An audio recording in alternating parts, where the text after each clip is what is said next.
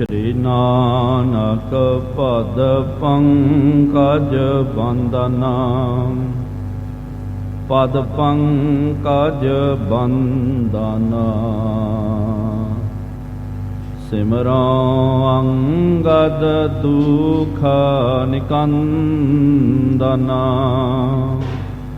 ਅਮਰ ਦਾਸ ਗੁਰ ਹਿਰਦੈ ਧਿਆਵਾਂ, ਹਿਰਦੈ ਧਿਆਵਾਂ।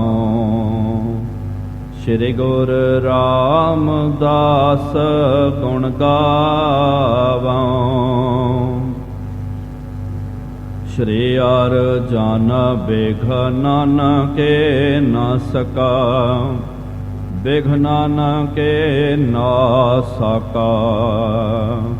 ਹਰਿ ਗੋਬਿੰਦ ਸ਼ੁਭ ਸੁਮਤ ਪ੍ਰਕਾਸ਼ਕਾ, ਸ਼੍ਰੀ ਹਰਿ ਰਾਏ ਨਾਮੋ ਕਰ ਜੋਰੇ, ਨਾਮੋ ਕਰ ਜੋਰੇ। ਗੁਰ ਹਰਿ ਕ੍ਰਿਸ਼ਨ ਮਨਾਏ ਬਹੋਰੇ, ਤੇਗ ਬਹਾਦਰ ਪਰਮ ਕਿਰਪਾਲਾ, ਪਰਮ ਕਿਰਪਾਲਾ। ਸ਼੍ਰੀ ਗੁਰ ਗੋਬਿੰਦ ਸਿੰਘ ਵਿਸਾਲਾ, ਤਹਾਰੋਂ ਤਹਾਰਾ ਭਰ ਪੁਨ ਪੁਨ ਸੀਸਾ, ਪੁਨ ਪੁਨ ਸੀਸਾ। ਬੰਦਾਂ ਬਾਰ ਬਾਰ ਜਗਦੀਸ਼ਾ, ਜਿਸ ਮਹਿ ਅੰਮ੍ਰਿਤ ਗਿਆਨ ਹੈ, ਮਾਣਿਕ ਭਗਤ ਵੈਰਾਗਾ। ਸ਼੍ਰੀ ਗੁਰੂ ਗ੍ਰੰਥ ਸਾਹਿਬ ਉਦਧ, ਬੰਦਾਂ ਕਰ ਅਨੁਰਾਗ। ਏਕੰਕਾਰ ਸਤਿਗੁਰੂ ਤਹਿ ਪ੍ਰਸਾਦ ਸਚ ਹੋਏ, ਵਾਹਿਗੁਰੂ ਜੀ ਕੀ ਫਤਿਹ। ਵਿਘਨ ਵਿਨਾਸਨ ਸੋਏ, ਵਾਹਿਗੁਰੂ ਜੀ ਕੀ ਫਤਿਹ। ਵਿਘਨ ਵਿਨਾਸਨ ਸੋਏ। ਸਤਨਾਮ ਸ੍ਰੀ ਵਾਹਿਗੁਰੂ ਜੀ। ਕਰਹਿ ਸਤੂਤ ਬਹੁ ਤੁਮ ਗੰਭੀਰ, ਧੀਰਜਵੰਤਨ ਮਹਿ ਪ੍ਰਭ ਧੀਰ। ਲਖਿਤ ਜਾਹਰ ਕਲਾ ਤੁਮਾਰੀ, ਗੁਰੂ ਨਾਨਕ ਗਾਦੀ ਅਧਿਕਾਰੀ। ਕਰਹਿ ਸਤੂਤ ਬਹੁ ਤੁਮ ਗੰਭੀਰ, ਧੀਰਜਵੰਤਨ ਮਹਿ ਪ੍ਰਭ ਧੀਰ। ਵਾਹਿਗੁਰੂ ਜੀ ਕਾ ਖਾਲਸਾ, ਵਾਹਿਗੁਰੂ ਜੀ ਕੀ ਫਤਿਹ। ਪਤਿਤ ਪਾਵਨ ਭਗਤ ਵਤਸਲ, ਕਰੁਣਾ ਨਿਧਾਨ ਜੁਗਹੁ ਜੁਗ ਅਟਲ। ਚਵਰ ਛਤਰ ਤਖਤ ਦੇ ਮਾਲਿਕ, ਹਾਲਤ ਪਲਤ ਕੇ ਰਖਿਅਕ। ਵਾਲੀਏ ਦੋ ਜਹਾਨ, ਸ਼ਬਦਾ ਅਵਤਾਰ ਸ਼ਬਦ ਗੁਰੂ। ਧੰਨ ਧੰਨ ਸਾਹਿਬ ਸ਼੍ਰੀ ਗੁਰੂ ਗ੍ਰੰਥ ਸਾਹਿਬ ਜੀਓ ਮਹਾਰਾਜ, ਜਿਨ੍ਹਾਂ ਸਤਿਗੁਰੂ ਸੱਚੇ ਪਾਤਸ਼ਾਹ ਜੀ ਮਹਾਰਾਜ ਜੀਆਂ ਦੀ ਪਾਵਨ ਪਵਿੱਤਰ ਹਜ਼ੂਰੀ ਅੰਦਰ, ਸਾਹਿਬਾਂ ਦੇ ਪਾਵਨ ਅਸਥਾਨ ਤਖਤ ਸੱਚਖੰਡ ਸ੍ਰੀ ਹਜ਼ੂਰ ਸ਼੍ਰੀ ਅਬਚਲਨਗੜ੍ਹ ਸਾਹਿਬ ਜੀ ਵਿਖੇ ਜੁੜ ਬੈਠੀ ਗੁਰੂ ਪਿਆਰੀ, ਗੁਰੂ ਸਵਾਰੀ ਸਾਧ ਸੰਗਤ ਜੀਓ। ਤਖਤ ਸਾਹਿਬ ਜੀ ਦੀ ਨਿਤ ਮਰਿਆਦਾ ਨਿਤਨੇਮ ਅਨੁਸਾਰ ਸੰਧਿਆ ਦੇ ਦੀਵਾਨ ਸਜ ਰਹੇ ਹਨ।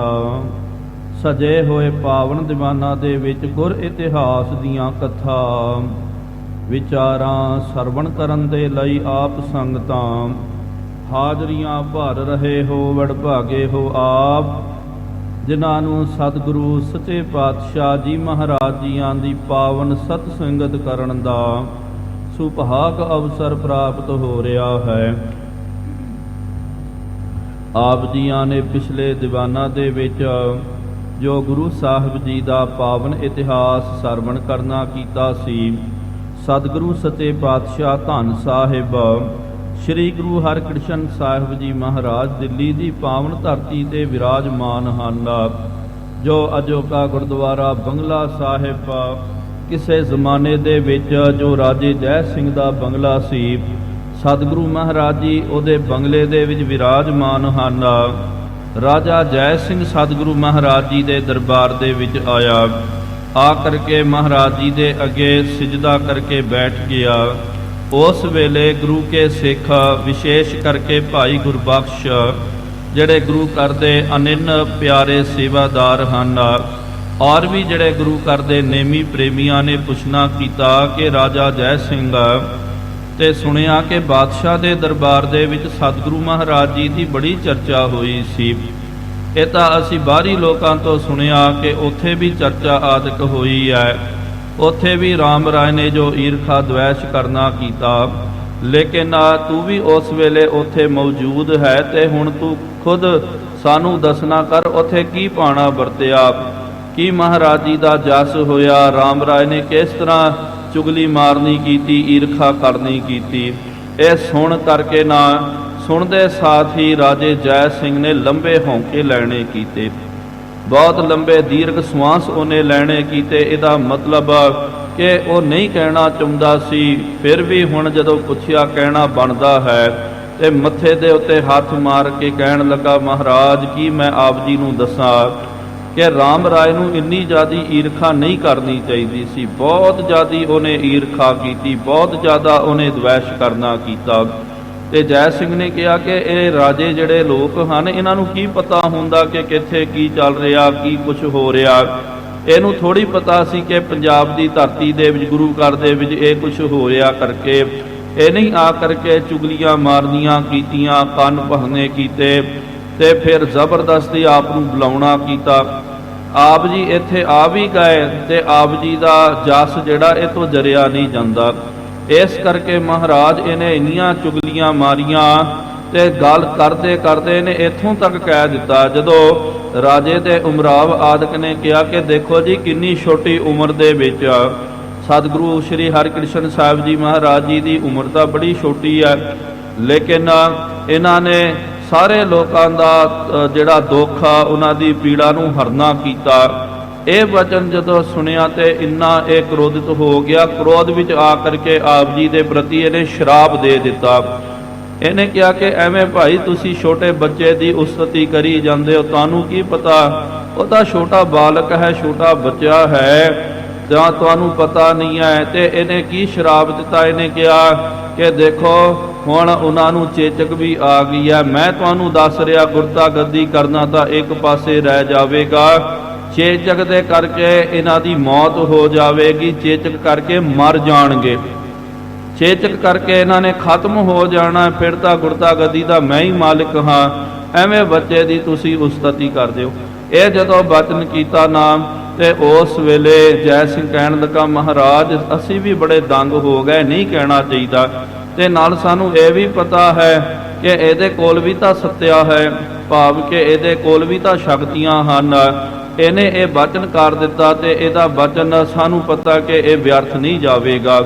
ਇਹ ਸੁਣ ਕਰਕੇ ਫਿਰ ਸਤਿਗੁਰੂ ਮਹਾਰਾਜ ਜੀ ਨੇ ਕਿਹਾ ਕਿ ਹੁਣ ਤੱਕ ਤਾਂ ਭਈ ਅਸੀਂ ਟਾਲਦੇ ਰਹੇ ਹਾਂ ਕਿ ਚਲੋ ਜਾਣ ਦਿਓ ਜੀ, ਵੱਡਾ ਹੈ ਇਹ ਜਿਹੜਾ ਮੂਰਖ ਆਦਮੀ ਜੋ ਹੁੰਦੇ ਨਾ, ਮਹਾਰਾਜ ਨੇ ਵੀ ਕਿਹਾ ਨਾ ਮੂਰਖ ਹੈ ਨਾਲ ਨਾਲ ਲੁੱਝੀ ਹੈ। ਅਸੀਂ ਉਹ ਭਾਣਾ ਵਰਤ ਕੇ ਚੱਲ ਰਹੇ ਸੀ ਕਿ ਕਿਉਂ ਆਪਾਂ ਇਹਦੇ ਨਾਲ ਲੁੱਝੀਏ, ਕਿਉਂ ਇਹਦੇ ਨਾਲ ਮਾਥਾ ਪੱਚੀ ਕਰਨਾ ਕਰੀਏ। ਅਸੀਂ ਟਲਦੇ ਜਾ ਰਹੇ ਸਾਂ, ਨਿਮਰਤਾ ਨੂੰ ਧਾਰਨ ਕੀਤੀ, ਲੇਕਿਨ ਇਸ ਨੇ ਸਾਡੀ ਨਿਮਰਤਾ ਨੂੰ ਕਮਜ਼ੋਰੀ ਸਮਝ ਲੈਣਾ ਕੀਤਾ। ਇਹ ਸੋਚਦਾ ਕਿ ਭਾਈ ਇਹ ਤਾਂ ਕਮਜ਼ੋਰ ਹਨ, ਇਹਨਾਂ ਦੇ ਕੋਲ ਕੋਈ ਸ਼ਕਤੀ ਨਹੀਂ ਹੈ। ਜੇ ਅੱਜ ਵੀ ਅਸੀਂ ਚੁੱਪ ਹੋ ਗਏ ਤੇ ਸਿੱਖਾਂ ਦਾ ਵਿਸ਼ਵਾਸ ਗੁਰੂ ਘਰ ਦੇ ਪ੍ਰਤੀ ਉੱਠ ਜਾਵੇਗਾ। ਮਹਾਰਾਜ ਨੇ ਵੀ ਕਿਹਾ ਨਾ ਕਿ ਸੱਚ ਸੁਣਾਏ ਸੀ ਸੱਚ ਕੀ ਬੇਲਾ।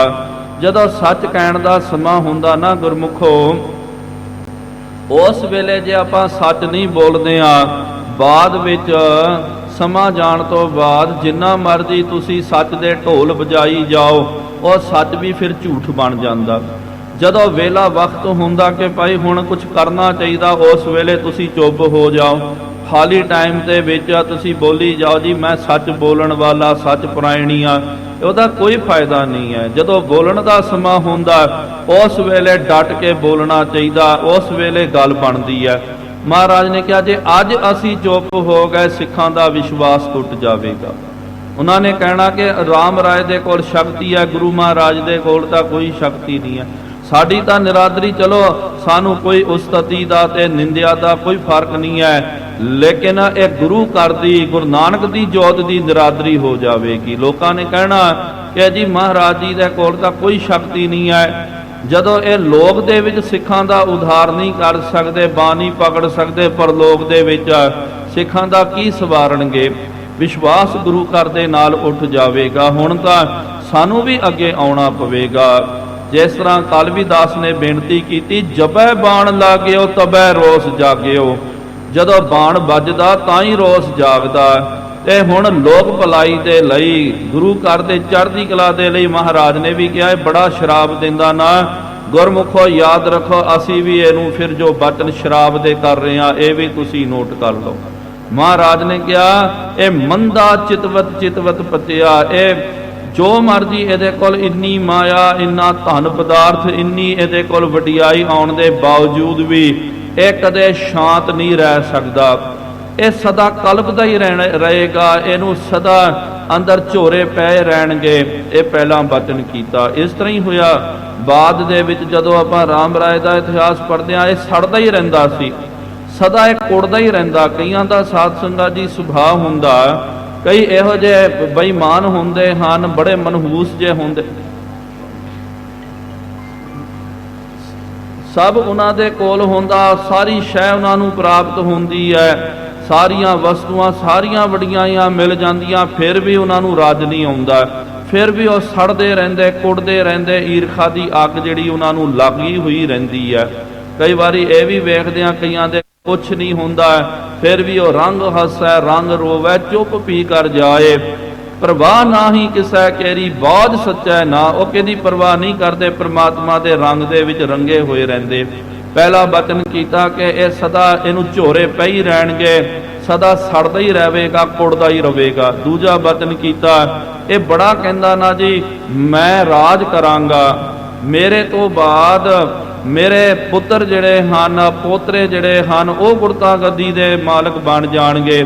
ਮਹਾਰਾਜ ਨੇ ਕਿਹਾ ਜੋ ਮਰਜ਼ੀ ਕਰ ਲੈ, ਇਹਨੂੰ ਗੁਰਤਾ ਗੱਦੀ ਪ੍ਰਾਪਤ ਨਹੀਂ ਹੋ ਸਕਦੀ। ਤੇ ਇਹ ਕਹਿੰਦਾ ਨਾ ਜੀ ਮੈਂ ਗੁਰੂ ਬਣ ਗਿਆ, ਮੇਰਾ ਬੱਚਾ ਵੀ ਗੁਰੂ, ਉਹਦਾ ਮੇਰਾ ਪੋਤਰਾ, ਪੜ ਪੋਤਰਾ, ਲੱਕੜ ਪੋਤਰਾ, ਗੁਰੂ ਪ੍ਰਣਾਲੀ ਮੇਰੇ ਪਰਿਵਾਰ ਵਿੱਚ ਆ ਜਾਵੇਗੀ। ਮਹਾਰਾਜ ਨੇ ਕਿਹਾ ਰੱਬ ਦਾ ਇਹੋ ਜਿਹਾ ਭਾਣਾ ਵਰਤੇਗਾ, ਦੂਜਿਆਂ ਨੂੰ ਤਾਂ ਪੁੱਤਰਾਂ ਦੀ ਦਾਤ ਦਿੰਦਾ ਫਿਰਦਾ, ਦੂਜਿਆਂ ਨੂੰ ਕਹਿੰਦਾ ਨਾ ਜੀ ਪੁੱਤਰ ਨਹੀਂ ਹੈ, ਚਲੋ ਮੈਂ ਅਰਦਾਸ ਕਰਦਾ ਗੁਰੂ ਨਾਨਕ ਦੇ ਦਰ ਕਰੋ, ਮੈਂ ਤੁਹਾਨੂੰ ਪੁੱਤਰ ਦੀ ਦਾਤ ਦੇ ਰਿਹਾ। ਮਹਾਰਾਜ ਨੇ ਬਚਨ ਕੀਤਾ ਇਹਦੇ ਘਰ ਦੇ ਵਿੱਚ ਇਹਨੂੰ ਕਦੇ ਸੰਤਾਨ ਦੀ ਪ੍ਰਾਪਤੀ ਨਹੀਂ ਹੋਵੇਗੀ, ਵਿਆਹ ਕਰ ਕਰਕੇ ਥੱਕ ਜਾਵੇਗਾ। ਕਲਵੀਦਾਸ ਨੇ ਬੇਨਤੀ ਕੀਤੀ, ਕਈ ਵਾਰੀ ਅੱਜ ਤਾਂ ਚਲੋ ਮੈਡੀਕਲ ਸਾਇੰਸ ਇੰਨਾ ਤਰੱਕੀ ਕਰ ਗਿਆ, ਪਤਾ ਲੱਗ ਜਾਂਦਾ ਕਿ ਬੱਚਾ ਜੇ ਸੰਤਾਨ ਦੀ ਉਤਪਤੀ ਨਹੀਂ ਹੋ ਰਹੀ ਹੈ, ਜੇ ਇਹਦਾ ਜੇ ਦਿੱਕਤ ਲੜਕੀ ਵਿੱਚ ਹੈ ਜਾਂ ਲੜਕੇ ਵਿੱਚ ਹੈ, ਇਹਨੂੰ ਲੱਗਦਾ ਸੀ ਕਿ ਭਾਈ ਮੈਂ ਤਾਂ ਬਾਬਾ ਹਾਂ, ਮੇਰੇ ਕੋਲ ਤਾਂ ਸ਼ਕਤੀਆਂ ਹਨ, ਮੈਂ ਜਿਹਦੇ ਉੱਤੇ ਕਿਰਪਾ ਕਰਦਾ ਉਹਨੂੰ ਬੱਚਿਆਂ ਦੀ ਦਾਤ ਪ੍ਰਾਪਤ ਹੁੰਦੀ। ਇਹਨੂੰ ਲੱਗਿਆ ਕਿ ਭਾਈ ਮੇਰੀ ਘਰਵਾਲੀ ਠੀਕ ਨਹੀਂ ਹੈ, ਉਹਦੇ ਕੋਲ ਉਹ ਗੁਣ ਨਹੀਂ ਹੋਣਗੇ, ਸ਼ਾਇਦ ਕਿ ਉਹ ਬੱਚੇ ਨੂੰ ਜਨਮ ਦੇ ਨਹੀਂ ਸਕਦੀ। ਇਸ ਤਰ੍ਹਾਂ ਇਹਨੇ 2-4 ਵਿਆਹ ਕਰਨੇ, ਲੇਕਿਨ ਵਿਆਹ ਕਰਕੇ ਥੱਕ ਜਾਵੇਗਾ, ਅਖੀਰ ਨੂੰ ਕੋਈ ਇਹਨੂੰ ਬੱਚੇ ਦੀ ਪ੍ਰਾਪਤੀ ਨਹੀਂ ਹੋਵੇਗੀ। ਫਿਰ ਮਹਾਰਾਜ ਜੀ ਨੇ ਤੀਜਾ ਬਚਨ ਕੀਤਾ, ਬੜਾ ਬੋਲਦਾ ਕਿ ਜੀ ਕਿਉਂਕਿ ਇਹਦੇ ਕੋਲ ਸੱਤਿਆ ਸੀ, ਅੰਤਰਜਾਮਤਾ ਸੀ, ਜਿਹੜੇ ਇਹਦੇ ਚੇਲੇ ਬਾਲਕਿਆਂ ਨੂੰ ਕਈ ਵਾਰੀ ਦੱਸ ਦਿੰਦਾ ਕਿ ਭਾਈ ਅੱਜ ਤੋਂ 2 ਸਾਲ ਬਾਅਦ ਤੇਰੀ ਮੌਤ ਹੋਵੇਗੀ, ਤੇਰਾ ਇਸ ਤਰ੍ਹਾਂ ਕਾਲ ਆਵੇਗਾ, ਤੈਨੂੰ ਇਸ ਤਰ੍ਹਾਂ ਮਾਰਿਆ ਜਾਵੇਗਾ, ਜਾਂ ਤੂੰ ਇਹ ਫਲਾਨੀ ਬਿਮਾਰੀ ਦੇ ਨਾਲ ਮਰ ਜਾਵੇਗਾ।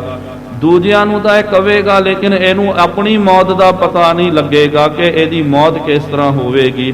ਆਪਣੀ ਮੌਤ ਦੇ ਵੇਲੇ ਇਹ ਅਗਿਆਨੀ ਬਣ ਜਾਵੇਗਾ, ਇਹਨੂੰ ਕੋਈ ਸਮਝ ਨਹੀਂ ਰਵੇਗੀ। ਇਸ ਤਰ੍ਹਾਂ ਫਿਰ ਇਹਦੇ ਬੰਦਿਆਂ ਨੇ ਇਹਨੂੰ ਜਿਉਂਦਾ ਜੀ ਸਾੜ ਕੇ ਮਾਰ ਦੇਣਾ।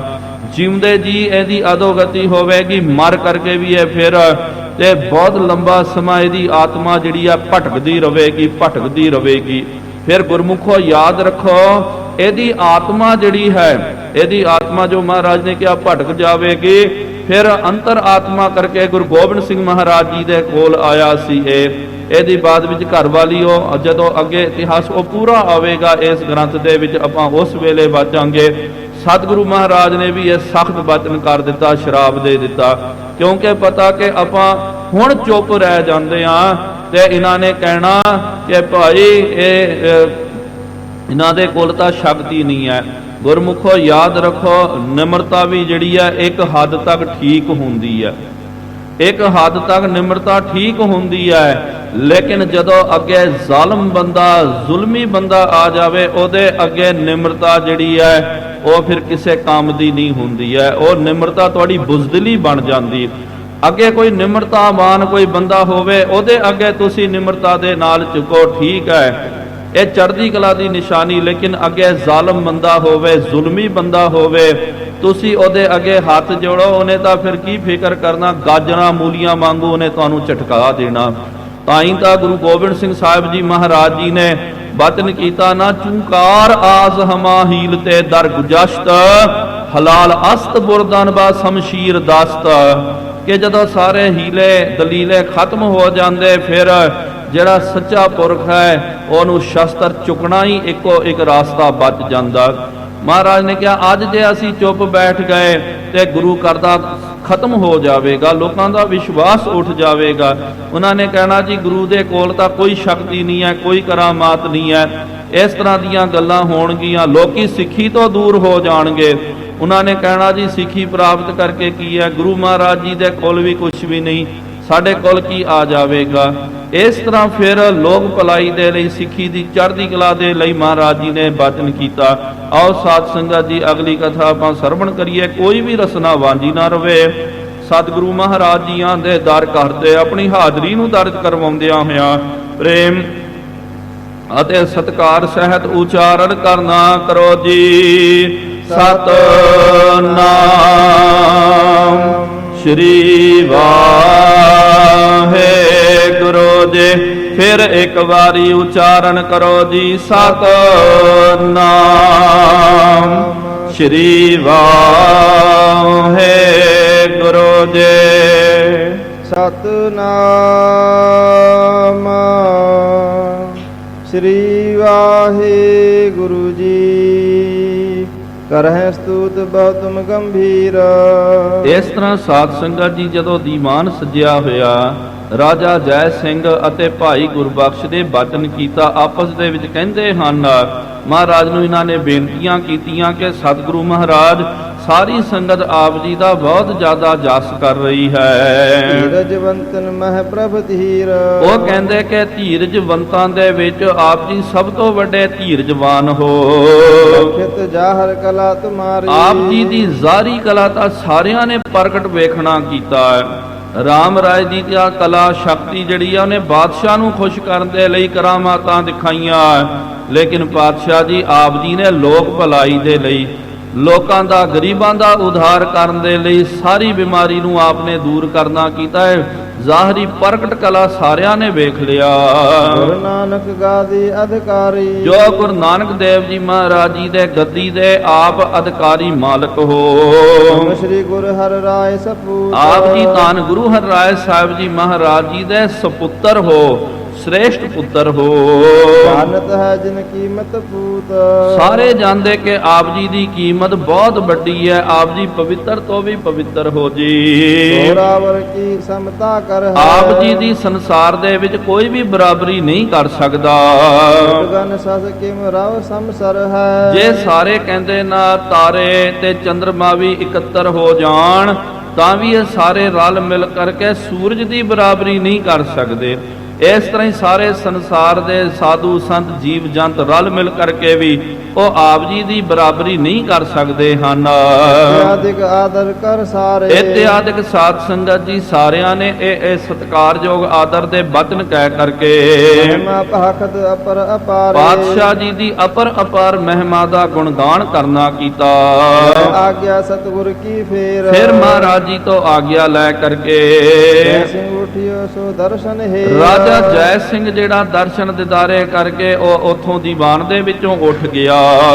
ਸ਼ਾਹ ਕੀ ਸਭਾ ਮਝਾਰੇ। ਫਿਰ ਬਾਤ ਦੇ ਵਿੱਚ ਇਹ ਬਾਦਸ਼ਾਹ ਦੀ ਸਭਾ ਦੇ ਵਿੱਚ ਚੱਲ ਗਿਆ। ਪਹੁੰਚੋ ਨਿਕਟ ਬਿਨਾ ਹਟਕਾਰੇ। ਤੇ ਉੱਥੇ ਜਾ ਕਰਕੇ ਪਹੁੰਚ ਗਿਆ, ਭਾਵ ਕਿ ਉਹਨੂੰ ਕੋਈ ਰੋਕਣ ਵਾਲਾ ਵੀ ਨਹੀਂ ਹੈ, ਕਿਉਂਕਿ ਆਮ ਬੰਦਾ ਥੋੜੀ ਸੀ। ਇਹਨੂੰ ਡਾਇਰੈਕਟ ਪਰਮਿਸ਼ਨ ਸੀ ਕਿ ਜਦੋਂ ਮਰਜੀ ਇਹ ਔਰੰਗਜ਼ੇਬ ਦੇ ਕੋਲ ਜਾ ਸਕਦਾ, ਉਥੋਂ ਆ ਸਕਦਾ। ਸਿਰ ਨਿਵਾਏ ਤਹਿ ਜਾਏ ਪ੍ਰਵੇਸ਼ਾ। ਉੱਥੇ ਜਾ ਕਰਕੇ ਉਸ ਤੁਰਕੜੇ ਦੇ ਅੱਗੇ ਸਿਰ ਨਿਵਾ ਕਰਕੇ ਜੈ ਸਿੰਘ ਪਹੁੰਚ ਗਿਆ। ਤੇ ਜਹਾਂ ਉਮਰਾਵ ਅਸ਼ੇਸ਼ਾ। ਜਿੱਥੇ ਬਹੁਤ ਵੱਡੇ ਤੋਂ ਵੱਡੇ ਉਮਰਾਵ ਬੈਠੇ ਹੋਏ ਹਨ। ਗੁਰੂ ਪ੍ਰਸੰਗ ਚਲਾਏ। ਤੇ ਕਿਉਂ ਹੂੰ ਭਾਵ ਕੇ ਚਾਹੁੰਦਾ ਸੀ ਕਿ ਭਾਈ ਮੈਂ ਸਤਿਗੁਰੂ ਮਹਾਰਾਜ ਜੀ ਦਾ ਪ੍ਰਸੰਗ ਚਲਾਵਾਂ, ਮਹਾਰਾਜ ਜੀ ਦੀ ਵਡਿਆਈ ਕਰਾਂ। ਮਹਤ ਸੁਜਸ ਕਹਿ ਕਰ ਬਿਦਤਾਏ। ਕਿਉਂਕਿ ਮਹਾਰਾਜ ਜੀ ਦਾ ਜਸ ਜਿਹੜਾ ਹੈ ਇਹ ਪ੍ਰਗਟ ਹੋਣਾ ਚਾਹੀਦਾ ਹੈ। ਭਾਵ ਕਿ ਜਿਹੜੇ ਚੰਗੇ ਬੰਦੇ ਉਹਨਾਂ ਦੇ ਗੁਣ ਨੂੰ ਪ੍ਰਗਟ ਕਰਨਾ ਚਾਹੀਦਾ ਹੈ, ਹਰ ਕਿਸੇ ਦਾ ਫਰਜ਼ ਬਣਦਾ। ਤੇ ਜਿਹੜੇ ਗੰਦੇ ਬੰਦੇ ਹਨ ਉਹਨਾਂ ਦੇ ਔਗੁਣਾਂ ਨੂੰ ਵੀ ਪ੍ਰਗਟ ਕਰਨਾ, ਇਹ ਵੀ ਸਾਧ ਸੰਗਤ ਜੀ ਇੱਕ ਜ਼ਿੰਮੇਵਾਰੀ ਹੁੰਦੀ ਹੈ ਕਿ ਭਾਈ ਜਿਹੜੇ ਗੰਦੇ ਬੰਦੇ ਚੰਗੀ ਥਾਂ ਤੇ ਬੈਠ ਕਰਕੇ ਮੰਦ ਕਰਮ ਕਰਦੇ ਹਨ, ਉਹਨਾਂ ਦੇ ਵੀ ਔਗੁਣਾਂ ਨੂੰ ਪ੍ਰਗਟ ਹੋਣਾ ਚਾਹੀਦਾ, ਤਾਂ ਹੀ ਤਾਂ ਲੋਕਾਂ ਨੂੰ ਪਤਾ ਲੱਗੇਗਾ। ਲੇਕਿਨ ਆਪਾਂ ਕੀ ਕਰਦੇ ਹਾਂ, ਕੋਈ ਗੁਣਵਾਨ ਵਿਅਕਤੀ ਜਿਹੜਾ ਉਹਦੇ ਗੁਣਾਂ ਨੂੰ ਢੱਕ ਲੈਂਦੇ, ਔਗੁਣਵਾਨ ਜਿਹੜਾ ਹੈ ਤੇ ਉਹਦੇ ਔਗੁਣਾਂ ਦੇ ਉੱਤੇ ਵੀ ਆਪਾਂ ਪਰਦਾ ਪਾ ਦਿੰਦੇ ਆ, ਇਹ ਖਰਾਬ ਹੋ ਜਾਂਦਾ। ਅਸਲ ਦੇ ਵਿੱਚ ਚਾਹੀਦਾ ਜਿਹੜੇ ਗੁਣਵਾਨ ਵਿਅਕਤੀ ਹਨ, ਚੜ੍ਹਦੀ ਕਲਾ ਵਾਲੇ ਹਨ, ਉਹਨਾਂ ਦੇ ਜੋ ਕੀਤੇ ਕਾਰਜ ਉਹਨਾਂ ਨੂੰ ਪ੍ਰਗਟ ਕਰਨਾ ਚਾਹੀਦਾ, ਤਾਂ ਹੀ ਤਾਂ ਫਿਰ ਆਮ ਸੰਗਤਾਂ ਨੂੰ ਪਤਾ ਲੱਗੇਗਾ। ਇਸ ਕਰਕੇ ਗੁਰਮੁਖ ਪਿਆਰਿਆਂ ਨੇ ਜੋ ਉੱਥੇ ਸੀ ਨਾ ਸਿਆਣੇ, ਉਹਨਾਂ ਨੇ ਮਹਾਰਾਜ ਜੀ ਦਾ ਜਸ ਕੀਤਾ ਕਿ ਰਾਜੇ ਨੂੰ ਵੀ ਤਾਂ ਪਤਾ ਚਲੇ, ਕਿਉਂਕਿ ਰਾਜੇ ਮਹਾਰਾਜੇ ਵੱਡੇ ਲੋਕ ਹੁੰਦੇ ਨਾ ਗੁਰਮੁਖੋ, ਯਾਦ ਰੱਖੋ ਇਹਨਾਂ ਨੂੰ ਥੋੜੀ ਪਤਾ ਹੁੰਦਾ। ਇਹ ਹਰ ਥਾਂ ਤੇ ਨਹੀਂ ਜਾ ਸਕਦੇ, ਹਰ ਥਾਂ ਤੇ ਇਹਨਾਂ ਦੀ ਪਹੁੰਚ ਨਹੀਂ ਹੁੰਦੀ ਹੈ। ਜਿਸ ਤਰ੍ਹਾਂ ਨਾਲ ਦੇ ਕਹਿੰਦੇ ਇਹਨਾਂ ਦੇ ਕੰਨ ਭਰਦੇ, ਉਹਨਾਂ ਨੂੰ ਉਸ ਤਰ੍ਹਾਂ ਹੀ ਉਹੀ ਕੁਝ ਜਿਹੜਾ ਪਤਾ ਲੱਗਦਾ। ਇਹੀ ਤਾਂ ਇਹਨਾਂ ਦੀ ਇੱਕ ਕਮਜ਼ੋਰੀ ਵੀ ਹੁੰਦੀ ਹੈ। ਇਸ ਕਰਕੇ ਰਾਜਨੀਤਿਕ ਲੋਕਾਂ ਨੇ ਕਿਹਾ ਕਿ ਜਿਹੜਾ ਰਾਜਨੀਤਿਕ ਹੋਵੇ ਨਾ, ਵੱਡਾ ਆਗੂ ਹੋਵੇ, ਆਗੂ ਨੂੰ ਚਾਹੀਦਾ ਉਹ ਕੰਨਾਂ ਦਾ ਕੱਚਾ ਨਾ ਹੋਵੇ, ਕਿਉਂਕਿ ਕੰਨਾਂ ਦੇ ਕੋਈ ਬੰਦਾ ਕੱਚਾ ਹੋ ਗਿਆ ਤੇ ਨਾਲ ਦੇ ਫਿਰ ਉਹਦੀ ਮੱਤ ਮਾਰ ਦਿੰਦੇ ਹਨ। ਤੇ ਇਸ ਕਰਕੇ ਫਿਰ ਕਿਉਂਕਿ ਇਹਨੂੰ ਥੋੜੀ ਪਤਾ ਲੱਗੇਗਾ ਕਿ ਕੀ ਇੱਥੇ ਹੋ ਰਿਹਾ ਦਿੱਲੀ ਵਿੱਚ, ਇਸ ਕਰਕੇ ਰਾਜੇ ਜੈ ਸਿੰਘ ਨੇ ਜਾ ਕਰਕੇ ਮਹਾਰਾਜ ਜੀ ਦਾ ਉਹਦੇ ਅੱਗੇ ਜਸ ਕਰਨਾ ਕੀਤਾ। ਅਨੇਕ ਪ੍ਰਕਾਰ ਸੁਨਾਵਤ ਗਾਥਾ। ਤਰ੍ਹਾਂ ਤਰ੍ਹਾਂ ਦੇ ਨਾਲ ਉਹਨੇ ਗਾਥਾਵਾਂ ਜਿਹੜੀਆਂ ਗੁਰੂ ਘਰ ਦੀਆਂ ਕਥਾਵਾਂ ਨੂੰ ਸਰਵਣ ਕਰਾਉਣਾ ਕੀਤਾ। ਸੁਨਤ ਸ਼੍ਰਵਣ ਦਿੱਲੀ ਪੁਰ ਨਾਥ। ਸੁਣ ਕਰਕੇ ਦਿੱਲੀ ਦਾ ਨਾਥ ਕੌਣ? ਔਰੰਗਜ਼ੇਬ। ਇਸ ਪਾਛੇ ਗੁਰਬਖਸ਼ ਜੇ ਆਦ। ਉਸ ਤੋਂ ਬਾਅਦ ਭਾਈ ਗੁਰਬਖਸ਼ ਆਦਿਕਾ। ਜਿਸ ਸ਼ਰਾਬ ਸੁਨੇ ਬਿਸਮਾਦ। ਇਹ ਤਾਂ ਸਾਧ ਸੰਗਤ ਜੀ, ਇਹ ਤਾਂ ਉੱਥੇ ਇਹ ਜੈ ਸਿੰਘ ਦੀ ਗੱਲ ਹੋਈ ਆ। ਜੈ ਸਿੰਘ ਜਦੋਂ ਚੱਲ ਗਿਆ, ਉਹ ਤੋਂ ਬਾਅਦ ਭਾਈ ਗੁਰਬਖਸ਼ ਆਦਿਕ ਔਰ ਵੀ ਜਿਹੜੇ ਗੁਰਮੁਖ ਪਿਆਰੇ ਜਿਹੜੇ ਗੁਰੂ ਘਰ ਦੇ ਨੇਮੀ ਪ੍ਰੇਮੀ ਸਨ, ਉਹ ਬੈਠ ਕਰਕੇ ਵਿਚਾਰਾਂ ਕਰਦੇ। ਅਹਰਤ ਹਿਰਦੈ ਨਾਛੀ ਮਾਨੇ। ਇਹਨਾਂ ਨੇ ਫਿਰ ਇਹ ਬਚਨ ਸੁਣ ਕਰਕੇ ਨਾ ਸਾਰੇ ਗੁਰਮੁਖ ਪਿਆਰੇ ਕੰਬ ਗਏ।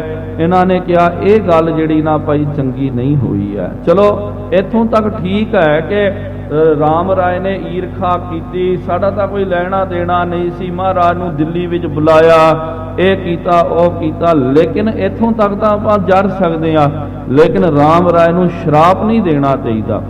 ਇਹਨੇ ਜੋ ਸ਼ਰਾਪ ਦਿੱਤਾ, ਜੋ ਕਿਹਾ ਨਾ ਜੀ ਇਹ ਤਾਂ ਇਸ ਤਰ੍ਹਾਂ ਕਾਲ ਦਾ ਖਾਜਾ ਬਣ ਜਾਣਗੇ, ਸੀਤਲਾ ਦਾ ਖਾਜਾ ਬਣ ਜਾਣਗੇ, ਇਹਨੂੰ ਕਹਿਣਾ ਨਹੀਂ ਚਾਹੀਦਾ। ਫਿਰ ਮਹਾਰਾਜ ਨੇ ਵੀ ਸਖਤੀ ਦਾ, ਕਿਉਂਕਿ ਫਿਰ ਤਾਂ ਕਹਿਣਾ ਤਾਂ ਬਣਦਾ ਹੀ ਹੈ।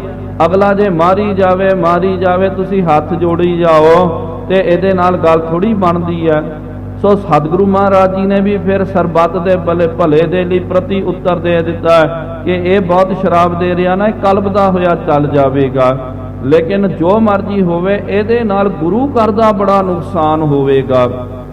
ਇਹਦੇ ਵਿੱਚ ਗੁਰੂ ਘਰ ਦਾ ਕਦੇ ਜਸ ਨਹੀਂ ਹੋਣਾ, ਕਿਉਂਕਿ ਰਾਮ ਰਾਵੇ ਹੀ ਗੁਰੂ ਘਰ ਦਾ ਹੈ। ਇਹ ਧੰਨ ਗੁਰੂ ਹਰਿਕ੍ਰਿਸ਼ਨ ਸਾਹਿਬ ਜੀ ਮਹਾਰਾਜ ਤਾਂ ਇਹ ਦਰ ਘਰ ਦੇ ਮਾਲਕ ਹਨ।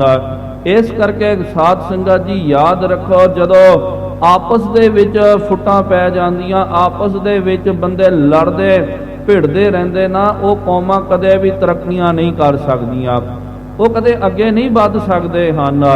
ਇਹ ਸਭ ਤੋਂ ਪਹਿਲਾ ਸੂਤਰ ਹੈ, ਸਭ ਤੋਂ ਪਹਿਲਾਂ ਹੀ ਪਾਠ ਪੜਾਇਆ ਜਾਂਦਾ ਹੈ ਕਿ ਜੇ ਅੱਗੇ ਵਧਣਾ, ਤਰੱਕੀ ਕਰਨਾ ਤੇ ਆਪਣੇ ਵਿੱਚ ਏਕਤਾ ਹੋਣੀ ਚਾਹੀਦੀ ਹੈ। ਜੇ ਆਪਾਂ ਹੀ ਵਿਖਰ ਗਏ ਤੇ ਅੱਗੇ ਆਪਾਂ ਕੀ ਮਾਰ ਸਕਦੇ ਹਾਂ। ਸਫਲ ਬਚਨ ਦੁਹ ਪ੍ਰਤਨ ਜਾਣੇ। ਇਹ ਕਹਿਣ ਲੱਗੇ ਦੋਆਂ ਦਾ ਬਚਨ ਜਿਹੜਾ ਸਤ ਬਚਨ ਹੁੰਦਾ ਹੈ, ਅਟਲ ਬਚਨ ਹੁੰਦਾ ਹੈ। ਬਰਬਾਦ ਨਾ ਹੋਏ ਗੁਰਤਾ ਗਾਦੀ। ਇਹਦੇ ਨਾਲ ਗੁਰਤਾ ਗੱਦੀ ਬਰਬਾਦ ਨਾ ਹੋ ਜਾਵੇ, ਸਾਨੂੰ ਇਹ ਫਿਕਰ ਲੱਗੀ ਹੋਈ ਹੈ। ਸਿੱਖ ਮਸੰਦਨ ਗਨ ਅਹਲਾਦੀ। ਕਿਉਂਕਿ ਫਿਰ ਗੁਰੂ ਕੇ ਸਿੱਖ ਮਸੰਦ ਆਦਿਕ ਜਿਹੜੇ ਨਾ ਇਹ ਸਭ ਖੇਰੂ ਹੋ ਜਾਣਗੇ। ਹੁਣ ਇਹਦੇ ਵਿੱਚ ਤਰੇੜਾਂ ਪੈ ਗਈਆਂ।